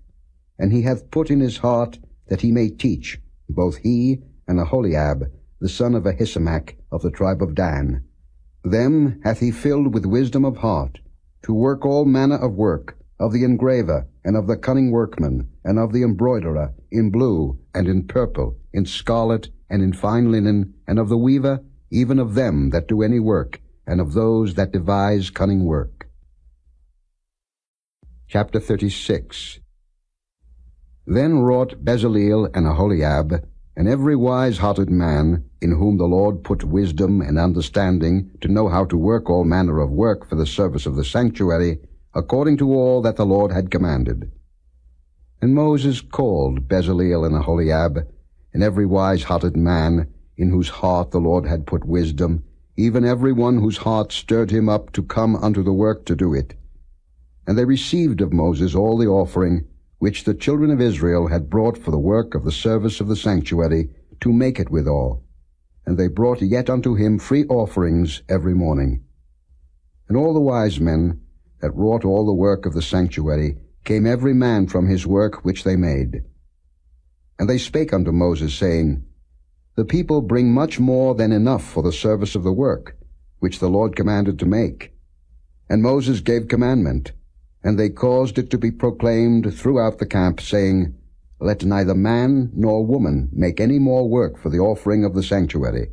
So the people were restrained from bringing. For the stuff they had was sufficient for all the work to make it, and too much. And every wise-hearted man among them that wrought the work of the tabernacle made 10 curtains of fine twined linen, and blue, and purple, and scarlet. With cherubims of cunning work made he them. The length of one curtain was 28 cubits, and the breadth of one curtain 4 cubits. The curtains were all of one size. And he coupled the 5 curtains one unto another, and the other 5 curtains he coupled one unto another. And he made loops of blue on the edge of one curtain from the selvage in the coupling. Likewise he made in the uttermost side of another curtain in the coupling of the second. 50 loops made he in one curtain, and 50 loops made he in the edge of the curtain which was in the coupling of the second. The loops held one curtain to another. And he made 50 taches of gold, and coupled the curtains one unto another with the taches. So it became one tabernacle. And he made curtains of goat's hair for the tent over the tabernacle. 11 curtains he made them. The length of one curtain was 30 cubits, and 4 cubits was the breadth of one curtain. The 11 curtains were of one size, and he coupled 5 curtains by themselves, and 6 curtains by themselves. And he made 50 loops upon the uttermost edge of the curtain in the coupling, and 50 loops made he upon the edge of the curtain which coupleth the second. And he made 50 taches of brass to couple the tent together, that it might be one. And he made a covering for the tent of ram skins dyed red, and a covering of badgers' skins above that. And he made boards for the tabernacle of shittim wood, standing up. The length of a board was 10 cubits, and the breadth of a board 1 cubit and a half. One board had 2 tenons, equally distant one from another. Thus did he make for all the boards of the tabernacle. And he made boards for the tabernacle, 20 boards for the south side southward. And 40 sockets of silver he made under the 20 boards, 2 sockets under one board for his 2 tenons, and 2 sockets under another board for his 2 tenons. And for the other side of the tabernacle, which is toward the north corner, he made 20 boards. And there 40 sockets of silver, 2 sockets under one board, and 2 sockets under another board. And for the sides of the tabernacle westward he made 6 boards. And 2 boards made he for the corners of the tabernacle in the 2 sides. And they were coupled beneath, and coupled together at the head thereof, to one ring. Thus he did to both of them in both the corners. And there were 8 boards, and their sockets were 16 sockets of silver, under every board 2 sockets. And he made bars of shittim wood, 5 for the boards of the one side of the tabernacle, and 5 bars for the boards of the other side of the tabernacle, and 5 bars for the boards of the tabernacle for the sides westward. And he made the middle bar to shoot through the boards from the one end to the other. And he overlaid the boards with gold, and made their rings of gold to be places for the bars, and overlaid the bars with gold. And he made a veil of blue, and purple, and scarlet, and fine twined linen, with cherubims made he it of cunning work. And he made thereunto 4 pillars of shittim wood, and overlaid them with gold. Their hooks were of gold, and he cast for them 4 sockets of silver. And he made an hanging for the tabernacle door of blue, and purple, and scarlet, and fine twined linen of needlework. And the 5 pillars of it with their hooks, and he overlaid their chapiters and their fillets with gold, but their 5 sockets were of brass. Chapter 37. And Bezaleel made the ark of shittim wood. 2 cubits and a half was the length of it, and 1 cubit and a half the breadth of it, and 1 cubit and a half the height of it. And he overlaid it with pure gold within and without, and made a crown of gold to it round about. And he cast for it 4 rings of gold, to be set by the 4 corners of it, even 2 rings upon the one side of it, and 2 rings upon the other side of it. And he made staves of shittim wood, and overlaid them with gold. And he put the staves into the rings by the sides of the ark, to bear the ark. And he made the mercy seat of pure gold. 2 cubits and a half was the length thereof, and 1 cubit and a half the breadth thereof. And he made 2 cherubims of gold. Beaten out of one piece made he them, on the 2 ends of the mercy seat. 1 cherub on the end on this side, and another cherub on the other end on that side. Out of the mercy seat made he the cherubims on the 2 ends thereof. And the cherubims spread out their wings on high, and covered with their wings over the mercy seat, with their faces one to another, even to the mercy seatward were the faces of the cherubims. And he made the table of shittim wood. 2 cubits was the length thereof, and 1 cubit the breadth thereof, and 1 cubit and a half the height thereof. And he overlaid it with pure gold, and made thereunto a crown of gold round about. Also he made thereunto a border of an handbreadth round about, and made a crown of gold for the border thereof round about. And he cast for it 4 rings of gold, and put the rings upon the 4 corners that were in the 4 feet thereof. Over against the border were the rings, the places for the staves to bear the table. And he made the staves of shittim wood, and overlaid them with gold, to bear the table. And he made the vessels which were upon the table, his dishes, and his spoons, and his bowls, and his covers to cover withal, of pure gold. And he made the candlestick of pure gold. Of beaten work made he the candlestick, his shaft, and his branch, his bowls, his knops, and his flowers were of the same. And 6 branches going out of the sides thereof, 3 branches of the candlestick out of the one side thereof, and 3 branches of the candlestick out of the other side thereof. 3 bowls made after the fashion of almonds in one branch, a knop and a flower, and 3 bowls made like almonds in another branch, a knop and a flower, so throughout the 6 branches going out of the candlestick. And in the candlestick were 4 bowls made like almonds, his knops and his flowers, and a knop under 2 branches of the same, and a knop under 2 branches of the same, and a knop under 2 branches of the same, according to the 6 branches going out of it. Their knops and their branches were of the same. All of it was one beaten work of pure gold. And he made his 7 lamps, and his snuffers, and his snuff dishes of pure gold. Of a talent of pure gold made he it, and all the vessels thereof. And he made the incense altar of shittim wood. The length of it was a cubit, and the breadth of it a cubit. It was 4 square, and 2 cubits was the height of it. The horns thereof were of the same. And he overlaid it with pure gold, both the top of it, and the sides thereof round about, and the horns of it. Also he made unto it a crown of gold round about. And he made 2 rings of gold for it under the crown thereof, by the 2 corners of it, upon the 2 sides thereof, to be places for the staves to bear it withal. And he made the staves of shittim wood, and overlaid them with gold. And he made the holy anointing oil, and the pure incense of sweet spices, according to the work of the apothecary.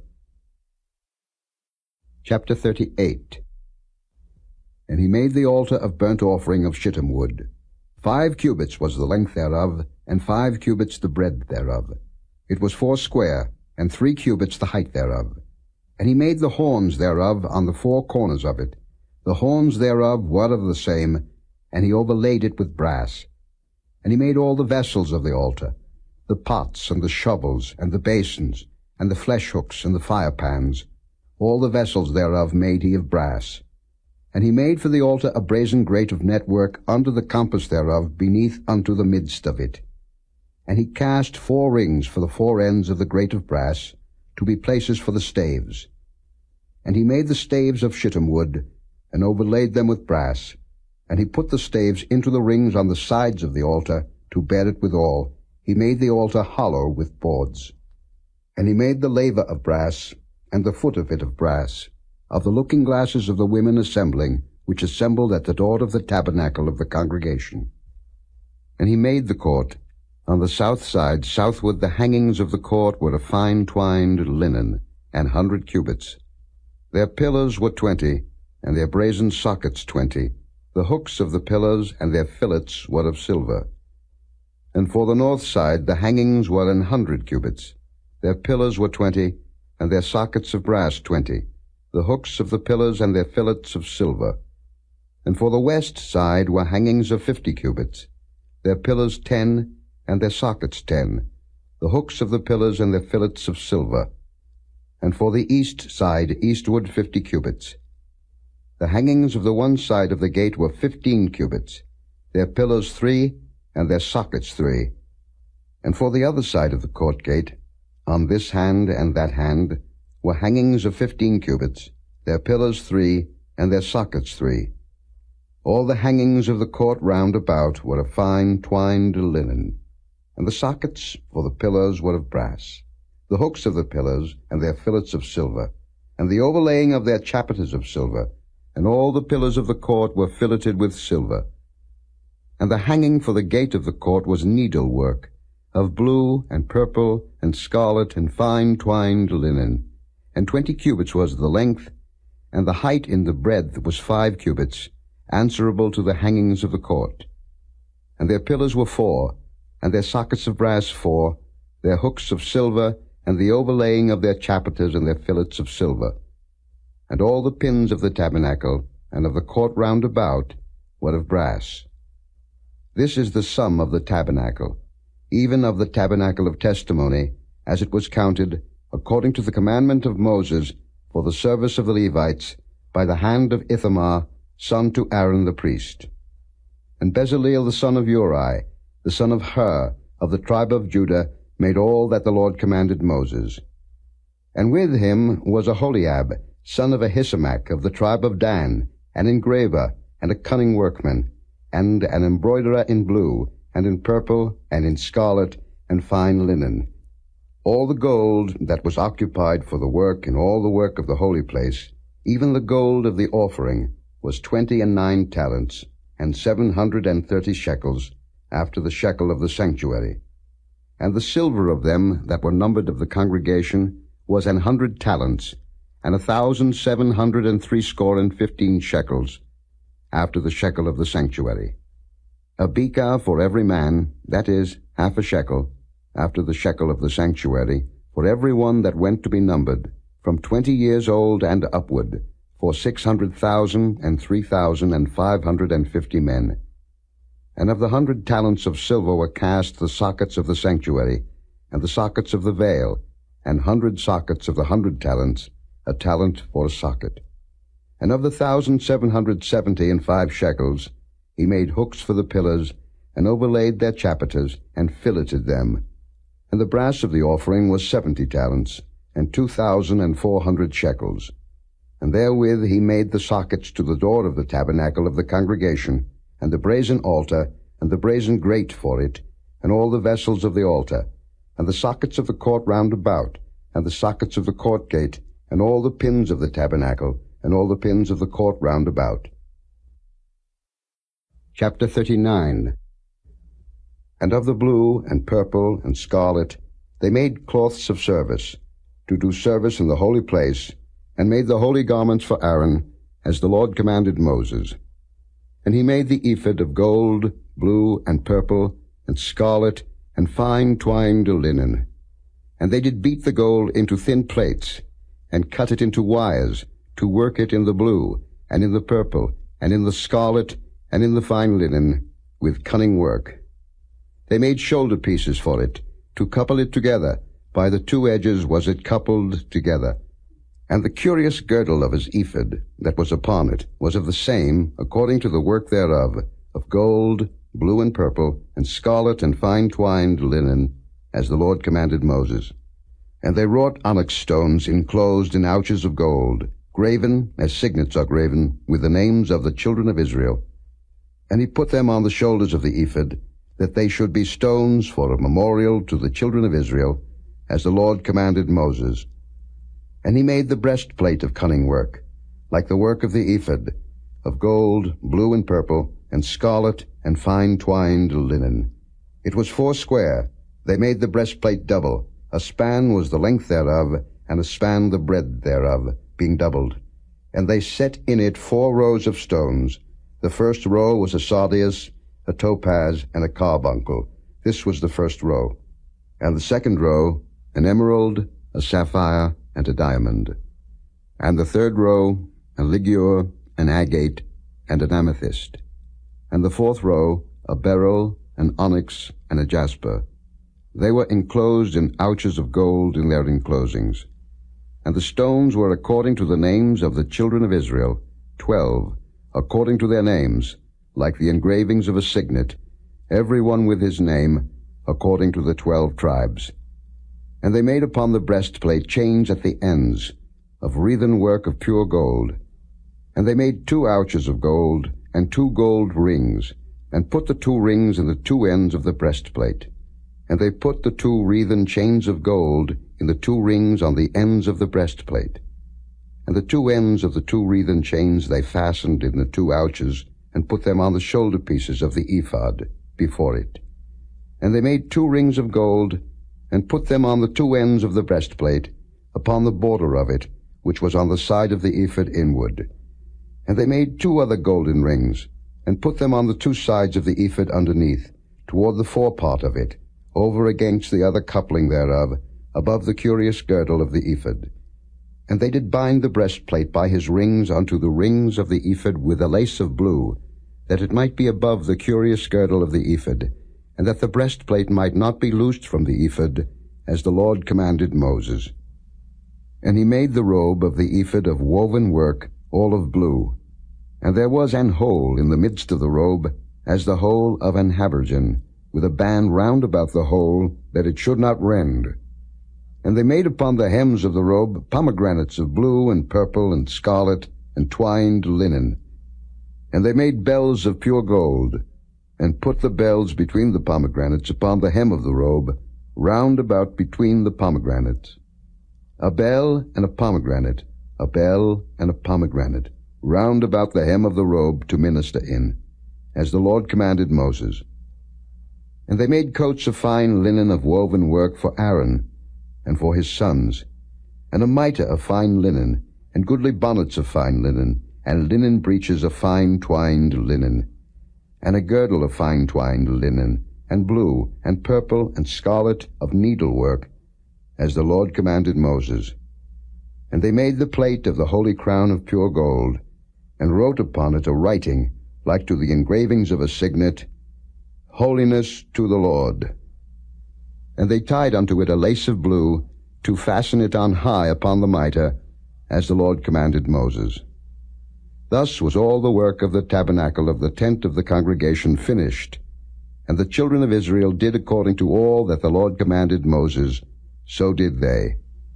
And they brought the tabernacle unto Moses, the tent, and all his furniture, his taches, his boards, his bars, and his pillars, and his sockets, and the covering of ram skins dyed red, and the covering of badger skins, and the veil of the covering, the ark of the testimony, and the staves thereof, and the mercy seat, the table, and all the vessels thereof, and the showbread, the pure candlestick, with the lamps thereof, even with the lamps to be set in order, and all the vessels thereof, and the oil for light, and the golden altar, and the anointing oil, and the sweet incense, and the hanging for the tabernacle door, the brazen altar, and his grate of brass, his staves, and all his vessels, the laver, and his foot, the hangings of the court, his pillars, and his sockets, and the hanging for the court gate, his cords, and his pins, and all the vessels of the service of the tabernacle, for the tent of the congregation,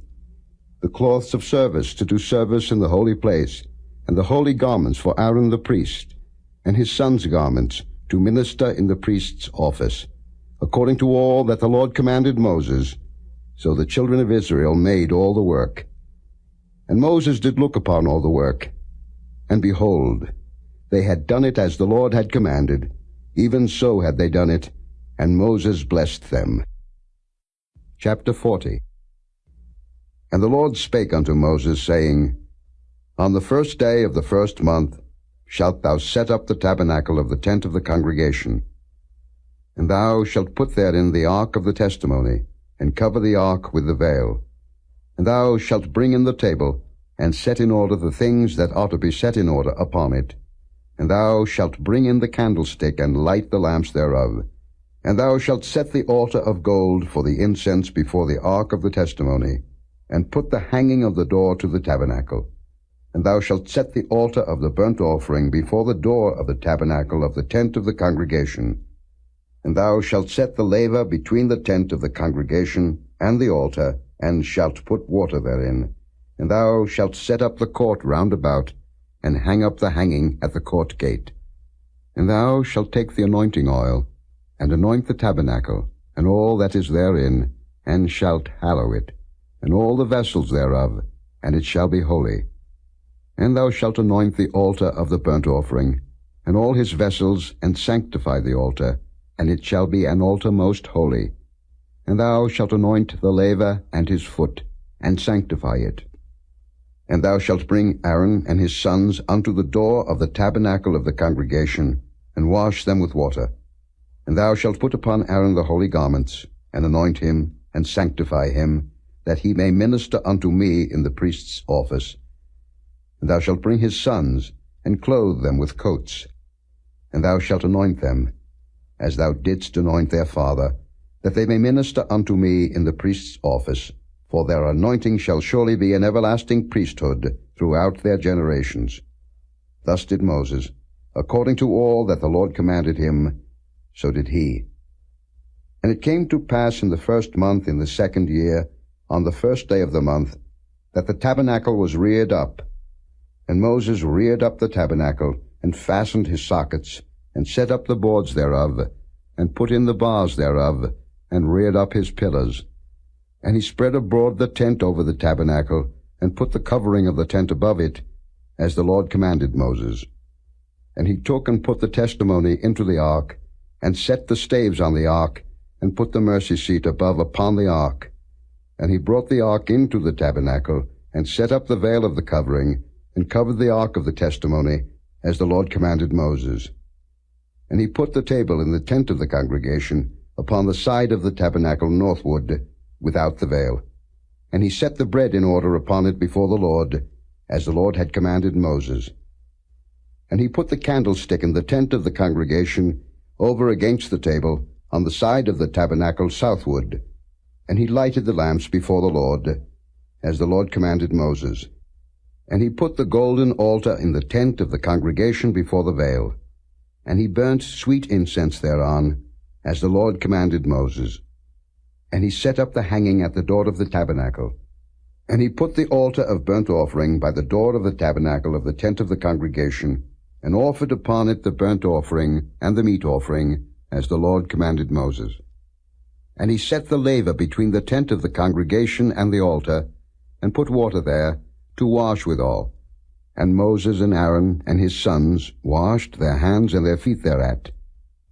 When they went into the tent of the congregation, and when they came near unto the altar, they washed, as the Lord commanded Moses. And he reared up the court round about the tabernacle and the altar, and set up the hanging of the court gate.